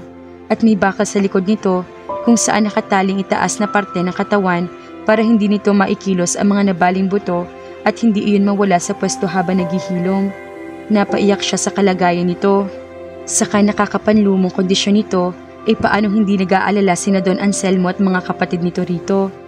Nang kumalma siya at tumigil sa pag-iyak ay sa kanya hinawakan si Sol. Muli na naman siyang napaiyak. Mabuti na lang at hindi ito nagising sa kakaatungan niya. Ako may kasalanan nito, nais sa loob niya. Kung hindi dahil sa akin, hindi sana nangyari ang gulong ito. Nagkakagulo magkakapatid dahil nagagalit si Samuel sa ina nito sa pananakit niyon kay Sol. At nangyari iyon dahil ipinagtanggol siya ni Sol. Napakagatlabi siya. Kung hindi siya titigilan ng lalaking vampirong obsessed daw sa kanya, tiyak na lalo pang lalala ang sitwasyon. Ayaw niya madamay si Sol. Ayaw niya masaktan na naman ito. Mas nanaisin niya huwag na lang ito makita kaysa kapilingan niya ito, pero ganoon naman ang dinaranas nito ng dahil sa kanya. At paano si Amelia? Natitiyak niya hindi papayagan ni Sol ang babaeng iyon na makatapak sa Villabagon. Lalo pat alam na nilang lahat na asawa ito ng lalaking humahabol sa kanya. Nagulo ang buong pamilya ni Sol dahil sa lalaking iyon na siya naman ang talagang puntirya. Napapikit siya ng mariin. Kailangan ba niyang lumayo kay Sol? Kaya ba niyang lumayo dito? Kaya ba niyang mabuhay nang wala ito? Napangiwi siya. Kung aalis siya, alam niya maiiwan niya rito ang kanyang puso. Kapag nangyari iyon, ay hindi na niya makakayanang umibig pang muli. Sayang nga lang at kaunti ang alaalang nabuo at naipon nila sa maikling panahon ng kanilang pagmamahalan. Kung kayang gawin ng babaeng iyon kay Sol ang ginawa nito, tiyak na mas malakas ang kapangyarihan at lakas ng asawa nito. Hindi yata niya maaatim na tuluyang mamatay si Sol sa kakaprotekta nito sa kanya. Napaiyak na naman siya. Gusto niya itong yakapin at paghahalikan, pero baka magising ito at magambala ang pagpapahinga nito. Mahirap, pero batid niyang tama magiging desisyon niya. Iiwan niya si Sol para sa kaligtasan nito. Tinignan niya na matagal ang mukha nito bago siya tumalikod at lumabas na ng silid. Wala na sina Don Anselmo at ang mga kapatid ni Sol sa labas. Binaybay na niya ang daan patungo sa kanyang silid sa sleeping quarters ng kanyang ama. Kinuha niya ang bag na ginagamit niya sa archaeological site at saka inilabas ang standard tools na laman niyon. Naglagay siya roon ng ilang pirasong damit. Inilagay rin niya roon ang passport niya at ibang mahahalaga dokumento at ID, pati ang perang ipinadala sa kanya noon ng kanyang ina. Bukas na bukas ay aalis na siya. Natatakot na siyang manatili ng isang araw roon dahil baka may gulo na namang mangyari at mapahamak na ng tuluyan si Sol o sino man sa mga taong nakapaligid dito. Mas mabuti na rin siguro na huwag na lang siya magpaalam dito. Galit na si Pasiano sa pagkakaupo niya sa kanyang paboritong silya sa cottage na inookupan nila ni Francesca. Hindi na ito bumalik mula nang umalis ito na nagdaang gabi. Kung kailan niya ito kailangan, saka pa ito umalis. Naiinis na napatitig siya sa kisame ng napakaliit na silid na iyon. Ang totoo ay hindi niya alam kung anong gagawin. Mula na makita niya si Courtney, hindi na niya ito nakalimutan. Nabuhay ang isang pagnanasa higit pa sa nadarama niya kaysa kay Francesca. Nakalimutan na niya ang tunay na pakay nila ni Francesca sa bayang iyon dahil mas kailangan na niya makuha ang babaeng iyon kaysa sa mga kalabang madali na magagapi dahil sa kahinaan ng mga ito. Malaki alamang niya kung ikukumpara kina Giovanni at Renzon. 100 taon siya nakapag-ipon ng lakas. Hindi rin niya nararamdaman na buhay ang mga ito kaya hindi na niya gaanong binibigyan ng pansin ang paghahanap sa mga ito. Ang rumaragas ng pagnanasa niya kay Courtney ang nangingibabaw sa sistema niya ngayon. Noon pa man, ay malaking bahagi na ng buhay niya ang mga babae. Kaya nga na napadpad sila sa Pilipinas noon mula sa pagtakas nila sa Estados Unidos. Pagkakita niya kay Francesca, ipinagnasaan na agad niya ito. Kahit pabuntis ito noon, ay kasalukuyan nanganganak, kinaladkad niya ito dahil nais niya itong angkinin. Sobra-sobra din naman ang isinarbisyo nito sa kanya. Matalino ito at ito ang nagpaplano, nag-iisip at gumagawa ng lahat para sa kanilang dalawa. Kaya nga hinihintay niya itong bumalik na nagdaang gabi pa ay dahil sa gusto niya itong tanungin kung anong dapat niyang gawin kay Courtney. Sanay siya na nakukuha ang lahat ng babae na gugustuhan niya. Pero nahihirapan siya kay Courtney dahil sa proteksyon ng lalaking nauna nang umangkin dito. Ngunit hindi siya papayag na hindi maangkin ito. Tinawag niya ito gamit ang lahat ng kanyang kapangyarihan pero nakapanlaban ito at hindi nito nagawang kalimutan ng Solomon na iyon. Nang bigla ito nawala ng ilang araw ay hindi niya alam kung saan at paano ito hahanapin. Hindi siya makapagtanong kay Francesca kung ano ang dapat niyang gawin para masundan ang babae. Selos na selos si Francesca dahil sa sinabi niyang gusto niya maging asawa si Courtney. Araw-araw, lalo lumalaki ang pagnanasa niya kay Courtney. Ngunit hindi siya makapagdesisyon kapag wala si Francesca. Nalaman niya na nagbalik na si Courtney ilang araw na nakararaan pero hindi na siya makapasok sa hacienda at sa archaeological site. Hindi na siya makatiis ngayon. Kailangan niyang humingi ng payo kay Francesca. Pero saka naman ito nawala. Nakaramdam na naman siya ng galit dala na matinding pagnanasa kay Courtney. Kailangan niya si Francesca para makuha ito. Pero kahit wala si Francesca, kukunin pa rin niya si Courtney kahit na ano mangyari. Pati ang langit ay nakikisama sa nararamdaman ko. Mapaklang na isa loob ni Courtney habang nakaupo siya sa waiting area ng port sa Calapan City. Tatawid siya ng dagat patungo sa Batangas bago makarating sa Maynila. Pagdating doon ay dadiretso na siya sa airport. Umaasa siya na makakalusot siya bilang chance passenger pabalik sa Amerika. Wala siyang planong ipaalam sa kanyang ina kung nasaan siya. Hindi rin muna siya mag-e-enroll dahil kailangan niya ng panahon para kahit paano ay mahimasmasan sa ginawa niyang pag-alis. Pinagsisisihan niya iyon, ngunit para naman iyon sa kapakanan ni Sol. Kung totoong hindi nakakalabas sa sikat ng araw ang mga vampira, gaya ng sinabi noon ni Samuel, makakabiyahe siya ng ligtas at hindi masusundan ng lalaking humahabol sa kanya. Malayo na siya sa lugar na iyon bago dumilim.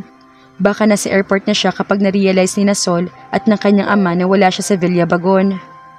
Kung hindi man siya makakaalis sa araw na yun o sa susunod na madaling araw, ay sisiguruhin niya nasa loob siya ng isang simbahan at hindi siya lalabas doon hanggang sa muling mag-umaga. Courtney, nanlaki ang mga mata niya na bigla niya marinig ang malamig na tinig na iyon sa kanyang isip. Gumapang ang kilabot sa buong katawan niya. Hindi siya makakilos. Courtney, May naguutos na naman sa katawan niya na tumingin siya sa labas ng waiting area. Tumalima siya at nakita nga roon niya ang isang nakatayong lalaki. Napanganga siya. Hindi pa gabi, kaya bakit nasa labas na ito? Pero maulap ang panahon at walang sinag ng araw. Saka lang niya napagtanto na sikat ng araw lang ang kinatatakutan nito. Bakit pa nakakalimutang sabihin ni Samuel ang tungkol doon? Courtney, kahit ayaw niya ay napatayo siya. Nahulog sa paanan niya ang kanyang bag pero hindi na niya iyon dinampot. Lumakad siya patungo sa waiting area. Tumalikod ang lalaki sa kanya pero nakakulong ng kanyang katawan sa kapangyarihan nito. Nagsimula na lang siyang umusal ng panalangin. Ngunit may kung anong humaharang sa isip niya para maalala ang anumang dasal. Muli, ang pagnanais na makapiling ang lalaki ang lumukob sa katauhan niya. Humikbi na lang siya. Wala na siyang ibang nagawa. Sumunod siya sa lalaki. Bumilis ng bumilis ang lakad niya para makalapit dito. Halos wala na siyang maalala. Ang pananabik na makasama ito ang pumupuno sa sistema niya ng mga sandaling iyon. Nang ilang hakbang na lang ang layo niya rito, ay tuloy na niya nakalimutan si Sol at ang lahat ng bagay sa kanyang buhay. Ang lalaki iyon na lang ang mahalaga para sa kanya. Nanikip ang dibdib ni Sol nang ipakita sa kanya ng steward sa loob ng port ang isang bag na nadampot daw nito at ipinasa sa lost and found section ng pier. Nakilala niya ang bag na iyon mula sa archaeological site at amoy ni Courtney nakadikit doon. Kinuha niya iyon at mariing hinawakan. Sa tupig na puto lang amoy nila Sol. Pukaw sa kanya ni Samuel na nagsalita sa likuran niya. Sigurado kang kasama niya ang lalaking iyon? Oo, lumabas na siya ng opisina sa port. Nakatayo si Badong at ang tiyuhin niya sa spot kung saan huling na-trace ang amoy ni Courtney at ang lalaking kumuha rito. Tawagin mo si Romeo, Tio. Utusan mo siyang ilabas ang yate natin. Susundan natin ang amoy sa dagat. Pumalatak si Badong. Imposible. Kung hindi kayo sasama, aalis ako mag-isa. Basta, ipalabas ninyo ang yate at hahanapin ko sila. Hindi na sumagot ang mga ito.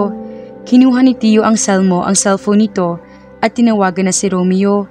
Para napakatagal ng oras bago niya natanaw ang kanilang yate. Nagmadali siya sa pag-akyat doon. Sumamanda rin sa kanya sina Tio Anselmo, Badong, Samuel at Romeo. Hahanapin niya si Courtney at ang lalaking iyon. Kahit anong mangyari, babawiin niya ang dalaga at papatayin niya ang lalaking kumuha rito. Tinignan ni Francesca si Pasiano habang buhat-buhat nito ang walang malay na si Courtney. Inilapag nito sa sofa ang babae. Siya ba ang babaeng nais mo maging isa pang asawa? Patay mali siyang tanong niya. Oo, at wag na wag mo siyang gagalawin, Francesca. Malilintikan ka sa akin kapag sinaktan mo kahit ang dulo ng daliri niya. Bakit? Ano bang balak mo sa kanya? Ilagay sa skaparate at tanghuran umaga at gabi? Sinampal siya nito. Hugasan mo siya, paliguan mo, saka mo siya dalhin sa kwarto ko. Sa kwarto mo? Naniningkit ang mga matang paglilinaw niya. Mula ngayon, humanap ka muna ng ibang silid at tutulugan mo. Iyong malayo sa akin, saka na lang kita pupuntahan kapag kailangan na kita. Halatang excited na excited ang walang hiya at talaga nagbubulagan na ito sa matinding pagnanasa. Bakit pa napaka-espesyal sa iyo ng isang ito? Birhen ng isang ito. Hindi katulad mo na nanganganak pa sa kakahuyan habang hinihila kita. May himig ng pandidiri ang tinig nito na ani mo nakakain ito ng dumi nang maalala kung paano siya nakuha nito. Kung may pagdududa sa kanyang isip tungkol sa katotohanan, ang sinabing iyon ni Pasiano kumimpirma sa lahat ng mga alaala niya na tuluyan ang nanumbalik sa kanya. Lumabas ka muna, Pasiano. Matatagalan pang pag-aayos ko sa kanya. Kumain ka sa labas dahil hayok na hayok ka sa dugo, impakto ka. Baka mapatay mo nang wala sa oras ang isang ito at wala ka ng mainit na katawan na mapaglaruan. Sige, tama ka. Nauuhaw na ako. Ilang araw na ako nakajeta. Tumalikod na ito at lumabas. Tinitingnan pa niya si Courtney nang bumalik ito at nagbanta. Huwag mong sasaktan kahit dulo ng kuko niya. Tiningnan lang niya ito hanggang sa makalabas na ulit ito. Nang wala na ito, ay binuhat niya ang babae at iniakyat ito sa silid. Wala siyang balak na isuko kay Pasiano ang babaeng iniibig ng kanyang anak. Sa dami ng pagkukulang niya sa magkakapatid at muntik pa siya mismo makapatay kay Solomon, ay maliit na bagay ang naiisip niyang gawin para makabawi sa mga ito. Nang maihiga niya si Courtney sa kama, ay hinawakan niya ito sa tiyan at saka siya pumikit. Hinanap niya sa kamalayan niyang koneksyon na nagawa niya noong mahawakan niya noon si Sol. Hindi niya alam kung gaano siya katagal sa ganoong posisyon hanggang sa biglang magliwanag ang isip niya. Nagsimula siya magsalita sa kanyang isipan. Sa Tagaytay, biglang bulalas ni Sol. Napatingin sa kanya ang lahat ng kasama niya sa yate. May narinig akong tinig sa isip ko na nagsabi na sa Tagaytay si Courtney. Sa isang malaking bahay na napapalibutan ng taniman ng pinya. Nakita ko ang lugar. Madaling puntahan iyon. Sigurado ka ba? Tanong sa kanya ni Tio Anselmo. Saan mo nakuha ang impormasyong iyan? Nakita ko nakahiga si Courtney. Nakapikit ang mga mata. Pagkatapos ay narinig ko ang boses ni Mama. Baka patibong lang yan, Sol. Ani Samuel, nalikas ng papagduda. Hindi, Samuel. Totoo ito. Dalian na natin. Sundin mo siya, Romeo. Utos ni Tio Anselmo. Bumalik sila at nag-iba ng landas. Pero hindi na siya makapaghintay. Tuluyan na siyang tumalon mula sa yate. Napailing na lang ang tiyuhin at mga kapatid niya, pero wala na nagawa kundi sumunod na lang sa kanya. Si Romeo lang ang naiwan sa yate. Pagdilat ni Courtney ay napatili siya sa nabuglawan niya. Nakaupo sa harap niya si Amelia at nakatingin ito sa kanya. Gumapang ang kilabot sa buong katawan niya. Shh! Sumanyas ito na manahimik siya. Huwag mo kong kakagatin, nanginginig na sabi niya. Huwag mo kong papatayin. Huwag akong katakutan mo. Si Pasianong halimaw na kumuha sa iyo. Iyong lalaki? Naalala niya nakita niya sa pier ang lalaking iyon. Oo, wala pa siya. Pero pagbalik niya rito ay aangkinin ka na niya. Natutop niya ang kanyang bibig. Pinilit kong ipaalam kay Sol kung nasaan ka. Sana ay maniwala siya at magtungo siya rito. Pipilitin kong protektahan ka laban kay Pasiano. Pero hindi ako mangangako na makakaya ko ang lakas niya. Napatingin siya dito. Napansin niya ang panlulumo sa mukha nito. Tutulungan mo ako? Hindi na ako makakabalik sa aking mga anak. Napailing ito. Ito man lang ay magawa ko kahit na isa man lang sa kanilang tatlo. Gusto kanilang bumalik doon. Ikaw ang ina nila. Hindi ko iyon malalaman kung hindi ko pa nakita sina Anselmo at Romeo. Kagabi, ipapatayin ko dapat si Sol. Punong-puno ng pait ang mukha nito. Hindi mo naman kasi alam na anak mo siya. Pati ikaw, papatayin din sana kita. Dahil sa matinding panibugho. Wala akong kamalay-malay na ang lalaking ipinaglalaban ko ay isa pala sa mga vampiri na lumapastangan sa akin. Napamaang siya rito. Naaalala mo ng mga nangyari? Tumango ito. Mas mabuti pang mamatay na lang ako. Hindi ko sila kayang harapin. Please, walang hindi kayang gamutin ng panahon. Pero hindi sa pagkakataong ito. Anito may mapait na ngiti sa mga labi. Tumayo na ito. Huwag na nating pag-usapan ang nakaraan. Ang mahalaga ay makapaghanda ka sa pagdating ni Solomon. Nakakawala ang mga alagang aso ni Pasiano, Courtney. Kapag naamoy kanila, ay lalapangin kanila na parang butong tira ng kanilang Panginoon. Hindi kita kayang protektahan laban sa napakaraming bilang nila. Pero, dadalhin kita sa isang lugar sa bahay na ito na kailanman ay hindi pa namin napupuntahan ni Pasiano. Halika na. Hinawakan siya nito at walang kahirap-hirap na kinarga. Sa isang iglap, ay nasa kabilang dulo na sila ng mansyon. Winasak na kamay nito ang tanikala sa gate palabas sa isang madawag na atrium na tila matagal na napapabayaan. Kasama ang lugar na iyan nang mabili namin ang lupaing ito. Nang itayo ang mansyon, sinakop din ang lugar na iyan. Hindi namin maipaliwanag kung bakit pero hindi kami makatapak dyan. Holy ground, nasabi niya. Hindi naman daw ito kailanman natayuan ng simbahan o ano pang may kinalaman sa kabanalan. Pero ewan, at hindi kami makapasok sa lugar na iyan. Napakainit sa katawan namin at kung magtatagal kami, ay mag-aabo kami riyan. Hindi kailangan maging sambahan ng ganitong klase ng lugar. Maaring ang mga katutubong dating naninirahan dito ang nagbasbas dito at… Shh! Huwag kang maingay. Pigil nito sa pagpapaliwanag niya. Nakiramdam ito. Pagkatapos ay nagmamadaling binuksan na nito ang gate. Halos itulak na siya nito sa atrium. Alam na niya ang ginagawa ko. Kahit anong mangyari, wag na wag kang lalabas dyan. Hintayin mong sumikat ang araw bago ka lumabas. Kung kinakailangan gapangin mo ang mga dingding, gawin mo. Wag na wag kang lalabas dyan kapag nawala na ako. Amelia, Francesca, pagtatama nito, iyon ang pangalan ko. Walang buhay ang mga mata nito nang tignan siya.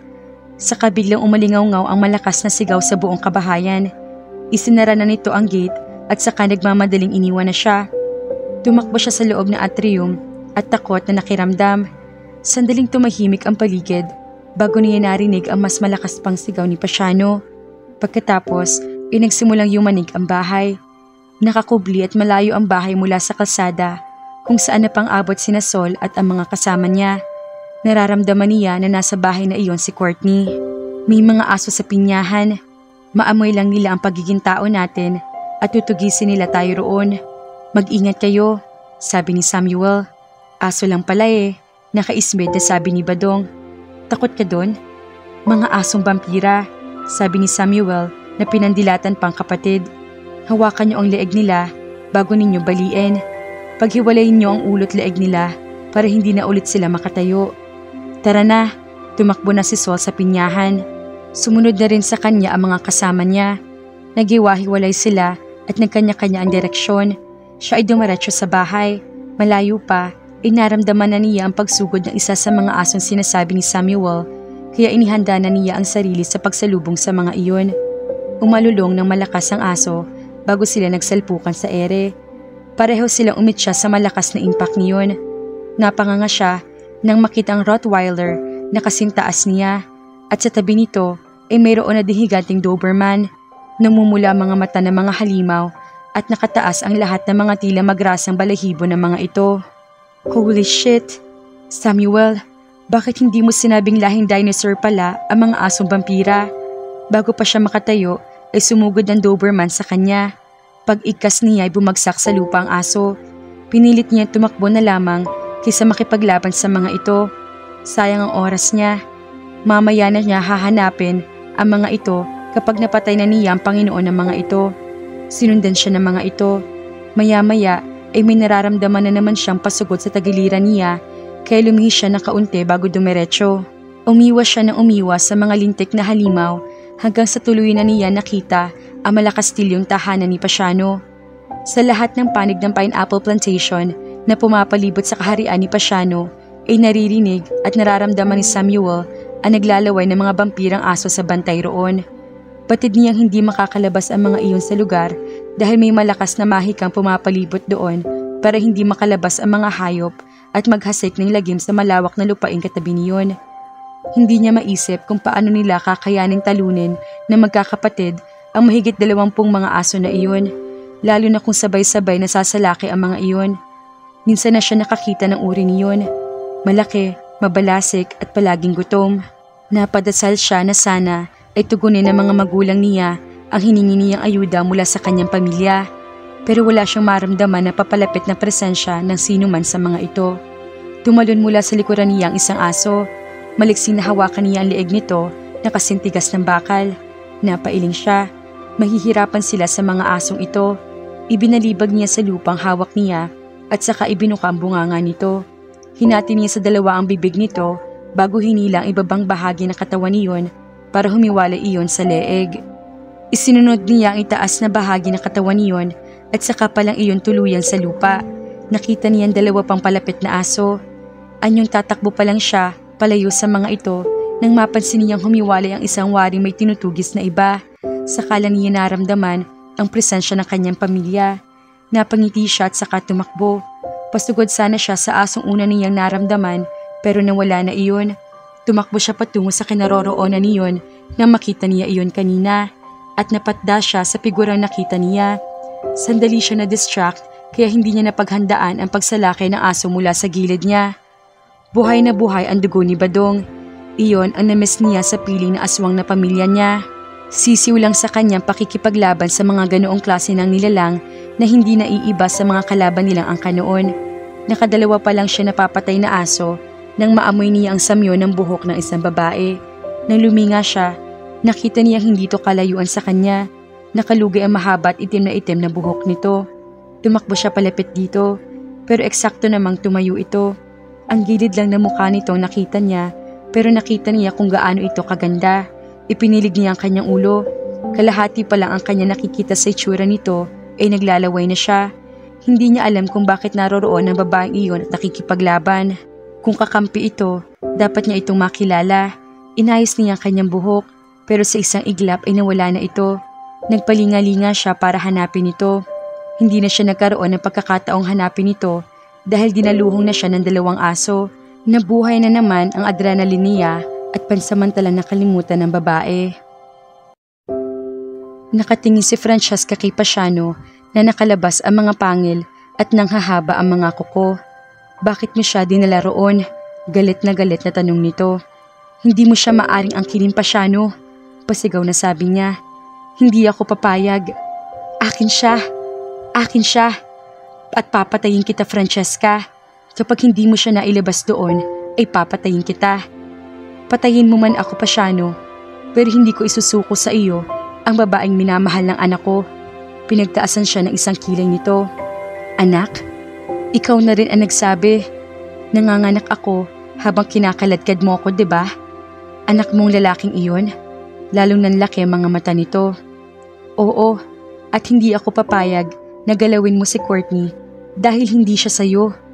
Hindi ka kailanman nagmay-ari ng babaeng tunay na umibig sayo. Kaya mo lang silang bulagin na kapangyarihan mo, pero wala nagmahal sa iyo kahit kailan. Umatungal ito ng malakas bago siya sinugod. Para naghuhumerantadong toro ito, pero matagal na niya itong kasama, kaya kabisado na niya ang ugali nito. Hindi ito nag-iisip. Lakas lang ang ginagamit nito sa tuwina. Nang malapit na ito sa kanya, ay tumalon siya kaya dumiretso ito sa dingding. Yumanig ang bahay sa pagbangga nito sa dingding, pero hindi nito ininda iyon. Humarap na naman ito sa kanya at saka tumutulo ang lawi sa galit na sinugod ulit siya. Pagtalaw nito sa kanya, ay mabilis na gumulong siya sa mismong ilalim nito habang nasa ere ito. Nang humarap ito sa kanya, nagsisimula na mag-ibang kulay nito. Nagalit na ito. Halos hindi na mahagip ng kanyang paningin ang liksi nito. Umiwas siya sa gilid pero nahagip siya nito at ibinalibag siya ng malakas. Yumanig ang lupa sa pagbagsak niya. Dinaluhang siya nito at dinakma sa leeg. Pagkatapos ay buong lakas na hinampas siya sa lupa. Naghalo ang tunog na nabasag ng mga buto niya at ang marmol sa sahig na nagkabasag-basag din sa paghampas niya roon. Ilang beses na inulit iyon ni Verdal hanggang sa nagkakalasog-lasog na naglabasan ng dugo sa katawan niya. Pinilit niyang abutin ito pero tinawanan lang siya nito. Pagkatapos ay hinawakan siya nito sa braso at kinaladkad patungo sa kinaroroonan ni Courtney. Ibinato siya nito sa dingding. Narinig niya ang pagtiling ni Courtney na humampas na naman ang katawan niya at parang papel na nagkalukot-lukot siya na bumagsak sa sahig. Kapag hindi ka lumabas diyan, papatayin kong ina ng Solomon na iyon, malakas at galit na sabi ni Pasiano habang naglalakad ito palapit sa gate ng atrium. Wag! Pinipilit pa rin niya magsalita pero tinadyakan nitong mukha niya. Ang buhay niya o lalabas ka riyan. Mamili ka, Courtney. Darating si Sol at papatayin ka niya. Anang galit na galit din tinig ng dalaga. Kahit paano, inabuhayan siya ng loob sa sinabi ni Courtney. At least, hindi ito yung umangal-ngal.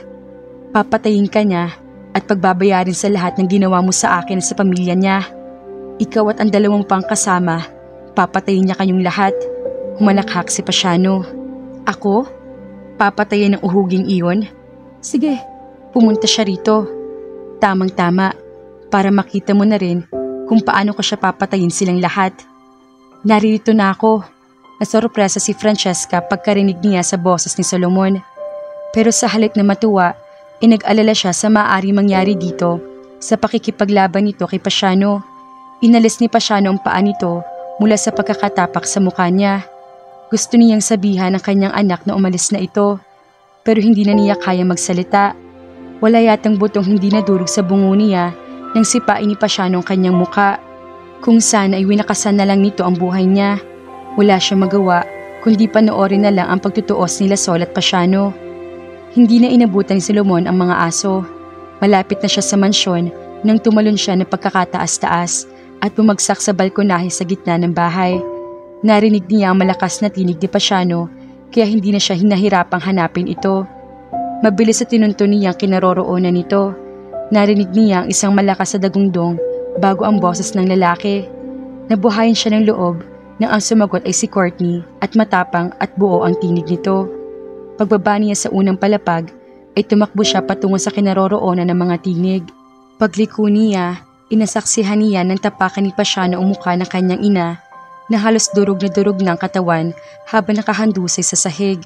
Kausap nito si Courtney na nasa loob ng isang lugar na hindi pinapapasok ng lalaki.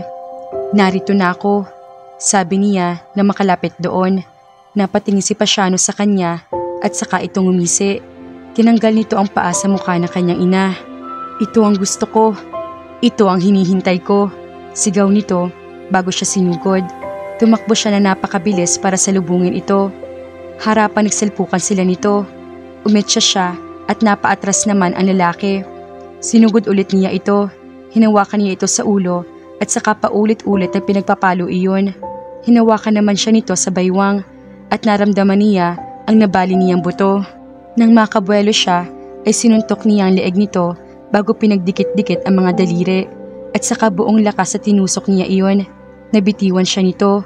Umatras ito hawak ang leeg. Sumugod ulit siya at saka inundayan ito ng tadyak at palo habang umaatras ito. Tinadyakan niya ito sa leeg pero naibaba nitong ulo nito kaya doon tumama ang paa niya. Sinamantala nito ang miscalculation niya. Pagbagsak niya sa sahig ay hinawakan siya nito sa paa at marahas na hinila. Inikot siya nito sa ere at saka ibinalibag.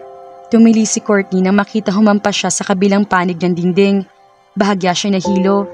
Nang makahuma siya ng kaunti, nakita niyang pasugod si Pasiano sa kanya. Umigkas siya muli sa pader, dahilan para tumama ito ng malakas sa dingding. Nahihilong umurong ito. Sinamantala niya iyon para hawakan ito sa magkabilang balikat at buhatin. Saka pahampas na ibinagsak sa sahig. Nagawa pa nitong umisi. "Ito ang gusto kong laban," anito habang dahan-dahang tumatayo.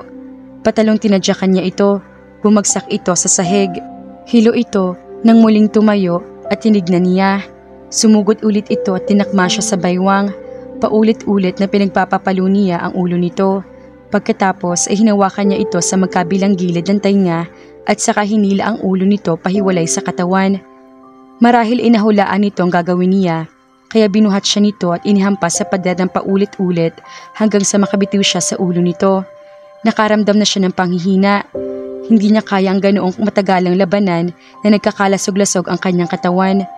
Marahil inaramdaman ni Pasiano iyon, kaya humalakhak ito at muling pinaga ang katawan niya.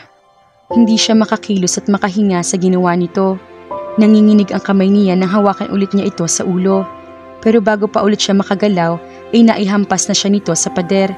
Hindi pa rin siya bumitiw rito. Paulit-ulit itong ginawa ang ganoon.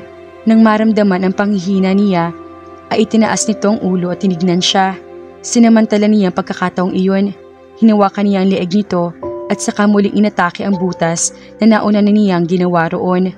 Nabitawan siya nito pero hindi siya kumalas dito. Sa halip ay pinag-igipan niya ang pagkakadaklot sa ulo nito. Bumuelo siya bago tuluyang ipinasok ang kanyang kamay sa leeg nito hanggang sa narinig niya may lumagutok doon. Nabali ang leeg nito at lumungay-ngay ang ulo. Umatungal ito sa matinding galit. Sa isang iglap ay naibalibag siya nito. Bumalandra siya at humampas ulit sa dingding malapit sa kanyang ina na nakahandusay sa sahig. Hindi siya makatayo sa sakit ng katawan. Nakalungay-ngay na ang ulo ni Pasiano sa isang gilid pero sumusugod pa rin ito. Nang idaan ito sa katawan sa kanya ay naramdaman niyan tinatakasan na siya ng hangin. Tumayo ito at hinawakan ng isa pa niyang paa. Itinaas siya nito ng patiwarek at saka muling inhampas sa sahig. "Hindi mo ako kaya," hiyaw nito. "Hindi mo ako kaya." Naramdaman niyang hindi na rin buo ang lakas ni Pasiano. Marahil inanghihina na ito dahil sa nabaling leeg. Kung mabibigyan lang siya ng ilang segundo para makahinga, pero tinadyakan siya nito sa dibdib, diretso sa kanyang puso. "Papatayin ko ang pagiging tao mo. Pagkatapos ay isusunod kong immortal na katawan mo." Humalakhak ito ng humalakhak bago muling itinaas ang paang puminsala sa kanyang dibdib. Ngunit bago nito na isagawa ang iniisip niya, narinig na nila ang ingay na iyon sa likuran nito. Natigilan ito at tumalikod sa kanya. Sa kanya nakita na nasa likuran nito si Courtney. Pinipilit pa niyang tumayo na makita may nakatusok na mahabang balaraw sa batok ni Pasiano. Umaagos ang itim na dugo mula roon. Umatungal ito ng malakas. Tumayo na siya ng tuluyan pero bago niya malapitan si Courtney ay nahigip na ito ni Pasiano sa leeg. Nang aabutin niya ito ay buong lakas na iniitsa nito ni Pasiano. Humampas ang katawan ng babae sa pader sa kabilang dulo ng pasilyo. Bumagsak ito na parang sirang manika sa sahig. Nangilabot siya sa nakita. Courtney! Humalakhak na naman si Pasiano bago muling humarap sa kanya. Ngayon, wala na tayong pag-aawayan. Hayop ka! Umaapaw ang galit sa kanyang katawan. Nakalimutan niya ang lahat ng sakit na tinamo niya mula rito. Para siyang bulkan na sumabog habang nagre-replay sa isip niya ang ginawa nito kay Courtney. Hinawakan niya magkabilang balikat nito at humawak din ito sa kanya. Pinilit siyang iangat nito pero siya ang naghari sa kanilang dalawa. Itinaas niya ito at saka inihampas ng malakas sa sahig. Naramdaman niya may mga nahulog na pira-pirasong semento mula sa ikalawang palapag. Hindi na kinakaya ng bahay ang away nila. Wala siyang pakialam kahit gumuho iyon ng tuluyan. Basta mapatay niya ito. Hinawakan niya ang nakalungay-ngay na ulo nito at muling ibinaligtad ito at inihampas sa sahig. Paulit-ulit na ginawa niya iyon bago hinawakan ang braso nito at inihiwala iyon sa katawan nito. Sumigaw ito ng malakas. Itinapon niya ang brasong hawak niya sa atrium na pinanggalingan ni Courtney. Dagling umusok iyon at saka nagliyab. Napatingin siya sa lugar. Alam na niya kung paano matatapos ang labanang iyon. Binuhat niya ang nagpupumigla sa katawan ni Pasiano at saka kalmado naglakad patungo sa atrium. Umungol ang gutay-gutay na katawan ng kanyang ina kaya hinarap niya ito. Hindi ako galit sa iyo. Kung sana'y nagkaroon ng pagkakataong magkasama tayo. Aniya sa mapait na tinig. Pagkasabi niyon ay tinalikuran na niya ito at dumiretso na siya sa atrium. Mukhang nahulaan ni Pasiano ang gagawin niya. Nagpupumilit itong humalagpos pero hindi na niya ito binigyan ng pagkakataong makawala. Nang mapadaan sila sa gate ng atrium ay kumapit ito roon. Katapusan mo na, hayop ka. Hinila niya ito ng malakas hanggang sa makabitiw ito sa gate. Humakbang na siya papasok sa atrium. Uminit ang kanyang katawan pero nag-usok agad ang kay Pasiano at sa isang iglap ay nagbaga na ito. Hindi niya ito pinakawalan sa pangambang tatakbo pa ito palabas. Umuusok na rin ang katawan niya pero hindi pa rin niya ito binibitawan. Panay ang pag-atungal at pagpalahaw nito hanggang sa bigla itong sumabog at nag-apoy. Dumikit ang nginga sa kanya. Saka lang niya na-realize na nagsisimula na rin siyang mag-apoy. Pero hindi pa rin siya tuminag. Hindi na siya aalis doon. Ayaw na niyang mabuhay kung wala rin lang si Courtney. Mas mabuti pang mawala na lamang siya. May humablot sa kanya mula sa kanyang likuran, kasabay ng pagtadyak naman sa nag-aapoy na si Pasiano. Sa gitna ng pagbawala niya, ay hinila siya palabas ng atrium na kung sino mang iyon. Kapag kuwan, inakita niya si Samuel na nagsisimula na ring mamula. Paglabas nila, ay hawak pa rin siya nito. Dinakman na rin siya ni Badong at inhiga sa sahig at saka tinapak-tapakan. Nag-uusok pa rin siya nang pakawalan siya ng mga ito. "Huwag niyo akong pakialamanan. Nagpapakamatay ka, tarantado," pasinghal na sabi sa kanya ni Badong. "Ano pa bang silbi na mabuhay kung hindi ko naman nailigtas si Courtney?" Nagpumilit siyang tumayo pero isinara na ni Badong ang gate ng atrium. Pumwesto pa ito sa harap niyon at humalakip-kip habang nakasimangot sa pagkakatingin sa kanya. "Buhay pa si Courtney, bro. Nag-aagaw buhay siya pero buhay pa siya," sabi sa kanya ni Samuel. Napatingin siya sa kinaroroonan ng dalaga. Nakita niya nakatayo roon sina Harper at Misty. Mabilis na lumapit siya roon. Patay ng usok sa balat niya nang lumuhod siya sa harap ni Courtney. May dugong lumalabas sa ilong, tainga at bibig nito. "Mahal kita. Courtney, wag mo kong iwan." Parang mahahati sa dalawang puso niya habang umiiyak. "Tulungan mo siya, Solomon. Tulungan mo si Courtney," sabi ng mataas na tinig ni Harper. Nakita niya na magkumbol siya ng katawan ni Courtney. Tumulo ang mga luha niya. Labag sa kalooban niyang gagawin niya. Pero wala na siyang pagpipilian. Binuhat niya ito at saka kinagat sa leeg. Sinisimula na niyang sipsipin ang dugo nito nang bigla itong manigas at lumungay-ngay ang katawan. Tumigil siya sandali sa ginagawa bago muli nagpatuloy sa pagkagat nito. Ayaw niyang huminto. Hindi pa siya sigurado kung nahabol niya ang buhay ni Courtney. Tama na, Sol. Patay na dugo na yan. Makakasama iyan sa'yo. Awat sa kanya ni Samuel na hinawakan siya sa balikat. Pero ayaw pa rin niya magpapigil kaya hinila na siya nito at saka inalayo mula sa pagkakakagat sa leeg ni Courtney. Mahal na mahal kita. Parang bata niyakap ulit niya ang walang buhay na katawan ng babae. Saka humagulhol ng humagulhol. Walang nagawa ang lahat na naroroon. Tinignan na lang siya ng mga ito habang iniiyakan niya ang pagkawala ng babaeng pinakamamahal niya. This can't go on. Nakakunot noong sabi ni Don Anselmo kay Samuel. Oo nga, bukod sa hindi tama, nakakaawa naman si Emerson, Tio. 3 araw na niyang hinahanap ang anak niya at hanggang ngayon ay naniniwala pa rin siya na naglaya si Courtney at hindi na natin siya natagpuan. Parating na ina ni Courtney at hindi natin mahagilap si Emerson dahil maloloko ng taong yun sa paghahanap sa kanyang anak. When in fact, nasa loob lang siya ng kwarto ni Sol. Napapalatak siya. Ewan ba naman dyan sa kapatid mo at ayaw magpapasok sa loob. Hindi natin alam kung ano nang hitsura ni Courtney, Tito. Baka nagsisimula na siyang, I know, putol niya sa sinasabi nito. Ayaw niyang isipin man lang ang bagay na iyon. Masyado nang matagal kung talagang umepekto pa sa katawan ni Courtney ang kamandag ng kagat ni Sol. Ang sabi ni Mama, 1 araw lang iyon mula sa gabing nakagat ka until the following night. At 2 araw na iyon, Tio. Napatingin sila sa pinto ng silid ni Sol. Iyon nangyari nga pala sa plantasyon. Ang mga asong yun, kapag kuwan ay sabi niya, tinignan niya ito. Masyado silang marami pero naubos silang lahat. Dumating ang pamilya ko, Tio. Humingi ako ng tulong sa kanila. Wala akong nakita isa man lang sa kanila. Kapag natapos ang kaguluhang ito, panahon na siguro para makilala ninyo ang kinagisnan kong pamilya. Oo, para makapagpasalamat ako sa tulong nila.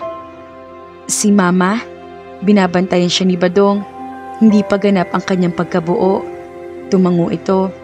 Nararamdaman ko na malayo ang kalooban mo sa kanya. Puna niya na hindi inaalis ang tingin sa mukha nito. Naramdaman siya ni Sol. Ibinalot pa niya si Sol sa damit ni Papa. Si Badong, niyakap pa niya sa dibdib niya. Ako, wala akong maalala kahit ang amoy niya. Siya nga ang nagsabi na hindi man lang niya ako nahawakan. Hindi niya kasalanan ang nangyari. Maari, nagkibit balikat na sabi nito. Naniniwala ka ba sa sinasabi ni Badong? Pinagtaasan siya nito ng isang kilay. Iyon tungkol sa napakagandang babae, di umano, na nakita niya nakikipaglaban din sa mga aso ni Pasiano? Oo, wala sa angkan ko ang sinasabi niyang babae. Namalikmata lang siguro si Salvador. Alam mo naman yun, sanay na sanay sa kaitsura ng mga aso na kalaban natin. Baka nahilo siya ng kaunti at nagandahan sa isa sa mga sinagupan niyang giant Doberman. Ah, Samuel, talagang magkaiba kayo ng ugali ni Badong. Aniyang hindi napigilan ang pagngiti. Kapag hindi pa nagising si Courtney bukas, wala na tayong magagawa. Oo, ipagbibigay alam ko na sa kanyang ama ang nangyari. Mabuti pang iwan na muna natin si Sol, Tio. Ibigay na natin sa kanya ang kaunting oras para makapiling si Courtney. Tumango siya at sabay na silang umalis sa harap ng silid ni Sol. Hindi man nila maintindihan ang nadarama nito, iginagalang naman nila ito, kaya tama lang na huwag na muna nila itong gambalain. At least for now. Madaling araw sa 3 araw mula nang mamatay si Courtney. Bumuntong hininga si Solomon at tinignan ang magandang mukha nito. Para sa ama nito, 4 na araw nang nawawala ito. Dumating na rin ang ina nito na hindi matapos-tapos ang paninisi kay Emerson dahil sa pagkawala ng anak. 3 araw na niyang hinihintay na magbalik ang dalaga, ngunit hindi iyon nangyari. Kaya niya maghintay ng habang panahon pero hindi ang mga magulang nito. They had a right to her body. Mas may karapatan ang mga ito na ipagluksa si Courtney kaysa sa kanya. Hindi man malaman ng mga ito na siya ang naging dahilan ng pagkamatay ng dalaga. Alam niya iyon at hindi niya alam kung paano dadalhin ng kalooban niya ang tungkol doon sa habang panahon. Gusto niyang bumalik sa mansyon ni Pasiano para magpatupok na lang sa atrium. Pero hindi niya maatim na magpakaduwag at takasan ang obligasyon niya sa kamatayan ni Courtney. It would be like that forever. Nilapitan niya ang katawan ni Courtney at saka ito hinalikan sa mga labi. Hindi pa rin nagbabagong hitsura nito. Marahil ay epekto iyon ng pagkakakagat niya rito. Hindi niya nasagip ang buhay nito, pero pansamantalang pinanatili ng kamandag ng pangil niya ang kasariwaraan ng katawan nito. In fact, habang tumatagal na ganoon si Courtney, ay mas gumaganda ang mukha nito. Tumingkad ang kulay ng mga pisngi nito, tila mas buhay ang mahabang buhok nito at kuminis palalo ang balat nito. Ironic, pero sa kabuuan ay mas maganda at maayos ang itsura nito ngayon. Animo natutulog lamang ito, kaya lalo siyang nahihirapang isuko ang pag-asa na baka nga hindi lang ang panandali ang ganda ang naihandog niya rito. Pero 3 araw na iyon, Solomon. Bumuntong hininga siya at hinawakan ulit ito sa mga labi bago bumulong sa tainga nito. You're the only one I love, now and forever. Rest now. Pumikit siya at bigla napadilat na maramdaman niya may humawak sa braso niya. Napanganga siya, kamay iyon ni Courtney. Umungol ito at tuloy na siya napatanga sa mukha nito. Dahan-dahan itong dumilat. Sa mga huling hininga ng buhay ni Courtney, walang pagsidlan ang kaligayahan niya dahil alam niyang ligtas si Solomon mula kay Pasiano, bagaman nakadama rin siya ng panghihinayang dahil hindi na niya ito makakasama. Naalala niya ang kanyang mga magulang. Hindi man lang siya nakapagpaalam sa mga ito. Naramdaman niya ang kamay ni Sol sa kanya. Nasabi ba niya rito kung gaano niya ito kamahal? Hindi na mahalaga iyon. Alam niya higit pa sa nalaman, naramdaman nitong kanyang pag-ibig sa napakaikling panahon na magkasama silang dalawa. Nahihirapan na siyang huminga. Hinahabol na niya iyon. Nawala ng lahat ng sakit sa kanyang katawan. Kapag kuwan, ay naramdaman niya ang maaring pagtusok sa kanyang leeg. Bahagya pa niyang naalala ang mahigpit na pagyakap ni Sol sa kanya ng mga sandaling iyon. May nararamdaman siyang init na mabilis kumalat sa kanyang katawan. Lalong sumakit ang kanyang dibdib hanggang sa tuloy na siyang hindi nakahinga at nagdilim ang lahat sa kanya. Pero naririnig niya ang hagulhol ni Sol. Nararamdaman niya ang mahigpit na yakap nito. Biglang may dumaloy na init sa buong katawan niya. Painit iyon ng painit hanggang sa animo nagliliyab na ang kalooban ng kanyang katawan. Pero hindi siya makakilos at nanatiling balot ng dilim ang paligid. Bawat himaymay ng kanyang kalamnan ay waring sasabog.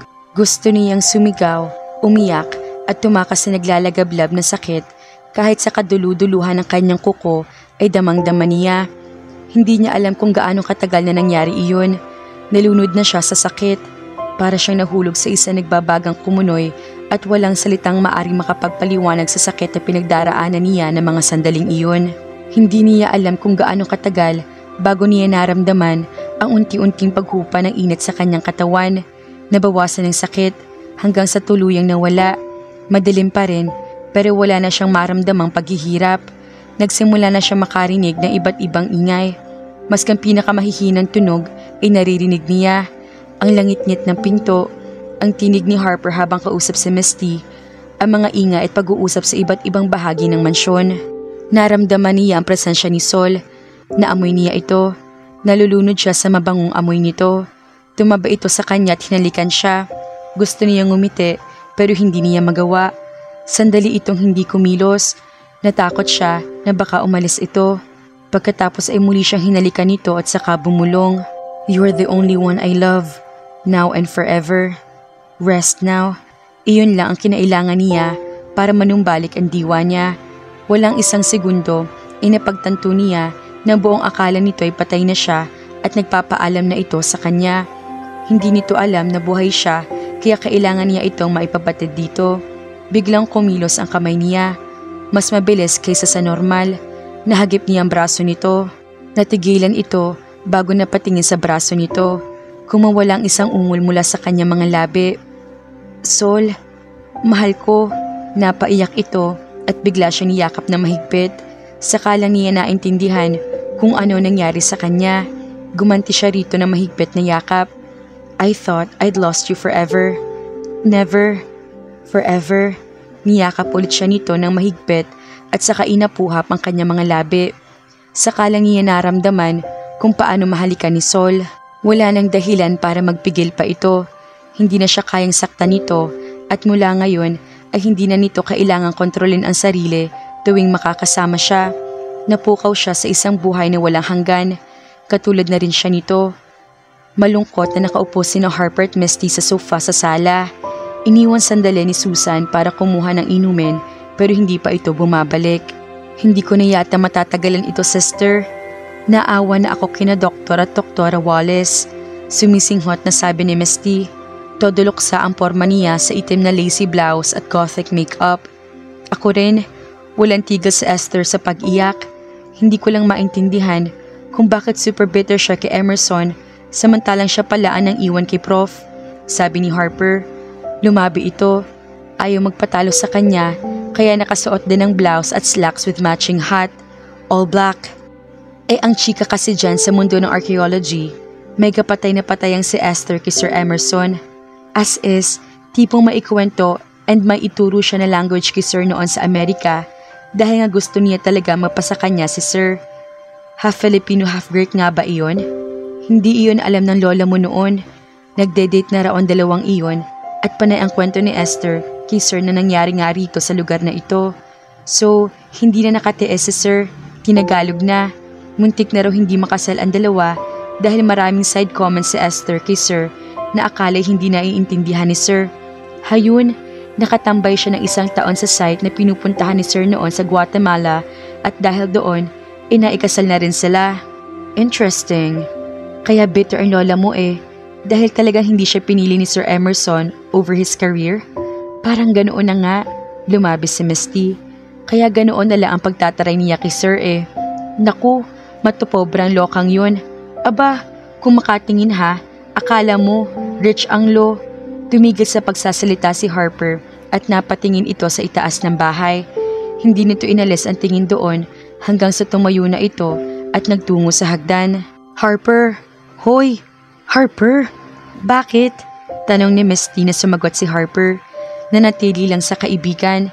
Hindi pa na nakakatitig sa itaas ng bahay. Nagulat siya na lumabas din si Susan ng kusina kasunod ni Romeo. Mula sa itaas, narinig nila na may bumukas at sumarang pinto. Nakita niyan tumayo sa labas si Badong at nakatingin din sa direksyon tinitignan ni na Harper, Susan at Romeo. Saka lumabas mula sa library sina Don Anselmo at Samuel. Lumapit din ang mga ito sa hagdan at napatunga nga rin. Ano bang meron? Hindi nakatiis na tanong niya. Tinignan siya ni Harper at nakita niyan tumutulo ang mga luha nito. Bumalik na siya, Misty. Umiiyak na sabi nito. Sino? Nagtatakang tanong niya. Pero nang hindi ito sumagot, ay nahulaan na niya kung sinong tinutukoy nito. Napaatras siya, sabay habol sa kanyang hininga. Bumukas ang pinto sa silid ni Sol. Lumabas ito roon. Akay-akay si Courtney. Natutop niya ang kanyang bibig.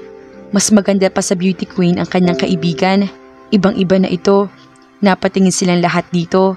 Pagkatapos, bigla na lang siyang hinimatay na hindi na nakayanan ang kaganapan. Hawak ni Solomon na mahigpit ang kamay ni Courtney habang tumatalon-talon sila patungo sa tuktok ng waterfalls sa lugar kung saan una sila nag-date. Isang gabi lang, hiling niya rito. Agigilty yata ako, Sol. Nasa bahay sina mommy at daddy, samantalang ako, humagikik ito. Pero sumasabay rin sa kanya habang mabilis nilang binabagtas ang daan patungo sa rumaragasang bunganga ng talon. Bukas na natin ipailam sa kanila. Sabi niya, sa wakas ay nakarating na sila sa bato na lagi nilang inuupuan sa tabi ng talon. Hindi ka ba naninibago? Well, everything is clearer now. Ang paningin ko, ang pandinig ko, parang bago at mas fresh ang lahat. Napangiti siya sa sinabi nito. Hindi ka ba nahihirapan kapag nakakaamoy ka ng tao? May diferensya ba iyon? Kaysa doon sa ipinainom mo sa akin na, alam mo na, yung dugo ng baka? Malaki, pero mas mabuti nang hindi mo malaman. Mas gusto ko pa rin kumain. Para kang si Harper. Napangiti na naman siya. Mabuti na lang. Pero kahit kumain ako ng kumain, hindi na ako tataba. Forever, paniniyak niya. Sol? Naisip ko, Hindi ka rin kaya magsawa sa akin pagkatapos ng ilang daang taon? Tapos, gawin mo rin sa akin ang ginawa ni Pasiano kay Francesca? Pinagtaasan niya ito ng isang kilay. Katulad ko ba si Pasiano? Hindi. Ginawa ni Pasiano ang lahat para makalimutan ni Mama ang naging buhay niya bilang tao. Pinigil ng gunggong na iyon ang mga alaala ni Mama, kaya na magkamalay si Mama, siya na lang ang naaalala nito. Si Pasiano at ang dalawa pa niyang kasamahan. Gayunman, minahal siya ni Mama. Ano pa kaya kung tayo samantalang lahat ay naaalala natin, 'di ba? Pati ang nararamdaman mo riyan sa puso mo ay totoo at hindi ko minagic lang. Yumakap ito sa kanya. Hindi ko alam kung paano ako mabubuhay nang wala ka, Sol. Naranasan ko na, Courtney, at ayoko nang maulit iyon. I love you, pabulong na sabi nito. I love you too. Hinalikan niya ito sa mga labi at malayang tinigon nito iyon. Matagal at matamis ang kanilang unang pagniniig. Hindi niya inakalang ganoon kaganda ang maaring mangyari sa kanila ni Courtney. Hindi niya pagsasawaan ang ganoon sa habang panahon na magkayakap na nakahiga na sila sa bato. Hinalikan niya ito sa leeg. Napangiti ito pero hindi naman tumanggi. Nagsimula ulit ang kanilang pag-iisa. Everything was too good to be true. Bahagya ni naramdamang umuga ang batong kinauupuan nila pero hindi niya iyon pinansin. Sa pagkakapikit niya ay si Courtney lang ang nasa isip niya. Sa katuluyang gumalaw ang bato. Napatigil si Courtney pero itinuloy lang niya ang kanyang ginagawa. Sol, narinig pa niya na magsalita ito pero huli na ang lahat. Natanggal ang bato sa pagkakabaon sa lupa, dala na matinding puwersa ng kanilang pagniniig. Nahulog sila sa talon kasama ang bato at ganoon na lamang halakhak nila habang nahuhulog sila sa tubig. Pag-angat nila sa tubig, nagtawanan pa rin sila. Pagkatapos iniyakap ulit niya ang kanyang kasintahan. Ang sarap nun ha, sabi nito. Pilya ka, nanlalaki ang mga matang sabi niya. Bumungis-ngis ito. Ulitin natin. Napangisi siya. Wala nang bato roon. Hindi iyon. Ngumiti ito. Puno ng antisipasyon ang muka. Tumawa siya sa sinabi nito at saka hinalikan ito ng buong pagmamahal. He would give everything just to make her happy, kaya pinagbigyan niya ang hiling nito. Kampante nagkukwentuhan ang buong pamilya pagkaalis sina Emerson at Esther Wallace sa mansyon. Humiwalay si Samuel sa grupo at umupo sa bar na medyo malayo sa family den sa basement kung saan nagkakatipon-tipon ang bago niyang pamilya. Everybody expressed interest kung kailan niya dadalhin ang kanyang adoptive family, pero ang palagi lang niyang sinasagot ay soon. Pinalalabas niya hindi siya interesado, pero ang totoo ay excited siya na makilala ng mga ito ang kanyang kinalakhang angkan ng mga vampira. Iyon nga lang, hindi siya sigurado kung paano magbe-blend ang dalawang pamilya. Anyway, hindi siya nagmamadali. The fact that his family came when he asked them for help, ang ibig sabihin ay handa na ang mga ito kahit paano na makilala ang kanyang tunay na pamilya. Tinignan niya ang kanyang ina na tahimik at nakikinig lang sa sinasabi ng mga kaharap. Parang ibang babae na ito kumpara sa babae na kasagupan nila noon. Of course, hindi pa nito na ikukwento sa kanila kung paano ito napunta kay Pasiano, ano ang nangyari at nakulong sa kuweba ang mga mommy at sino ang mga iyon. Hindi pa ito handa magkwento at nirerespeto nila iyon. 3 araw pa rin lang naman ang nakalilipas mula na makalabas ito ng silid nito. Naisip niya ang kanyang ama. Kung nabuhay ang kanyang ina, posible rin kaya nabuhay rin ang kanyang ama? Nakalimutan na rin kaya sila nito kaya hindi na nagbalik? Tuloy, naalala ulit niya ang nangyari noon sa taniman ng pinya ni Pasiano. Naramdaman niya ang pagtulong ng kanyang pamilya. Bagaman hindi niya nakita ang mga ito, alam niya ang mga itong tumulong sa kanila. At iyong sinasabing babae ni Badong, hindi totoong hindi niya nakita ang babaeng iyon na nakasuot ng hooded shirt. Nakita niya ito bago pa ito nakita ni Badong. Gusto niyang lapitan ito pero ilang ason tumutugi sa kanya noon. Pagkatapos ng pakikipaglaban nila, nakita ulit niya ang babae pero malayo na ito at wala ng hood nito kaya malayong makita niya ang napakagandang mukha nito. Pupuntahan sana niya ito pero tila naramdaman siya nito. Mabilis itong nawala kasunod ng biglang pagyanig ng buong mansyon ni Pasiano. Tumakbo na siya patungo roon para tulungan si Sol. Hindi pa rin mawala-wala sa isip niya ang babaeng iyon. Kumunot ang noon niya. Saka muling tinignan ng kanyang pamilya. Hindi pa nila nalalaman kung sinong kumuha sa isang mommy. Pero natahimik na sila dahil wala na si Pasiano. Hindi siya titigil sa paghahanap sa iba pang natitirang kampo nito. Ngayong nasa kanila na ulit ang kanyang mama, umaasa siya na makakatulong ito sa kanilang paghahanap. Pero hindi pa iyon ang tamang oras para isagawa iyon. Masyado pang masaya ang lahat dahil sa pagbabalik sa kanila ni Courtney at kahit siya ay nagalak na nakapiling na ulit nila ito. At ayaw niya maputol ang kaligayahang iyon ng lahat. Nang mapatingin siya kay Sol ay napaisip siya kung kailan siya magiging kasinsaya nito. Naalala ulit niya ang babae sa pinyahan. Hahanapin niya ito. Uminom siya ng alak mula sa kanyang kupit at saka tumayo. Sumali siya sa usapan ng kanyang pamilya at nakisaya sa mga ito. Naniniwala siya na lahat ng plano niya ay magkakaroon ng katuparan. It was just a matter of time. Mga ka-felicidad, maraming salamat sa inyo. Sa wakas ay naging happy ending ang pag-iibigan ni Solomon at Courtney. Hiling namin ang lagi ninyong kaligtasan. God bless! Shoutout po kina Nuray ni Aini at Jerilyn Tagumaya. Maraming salamat po!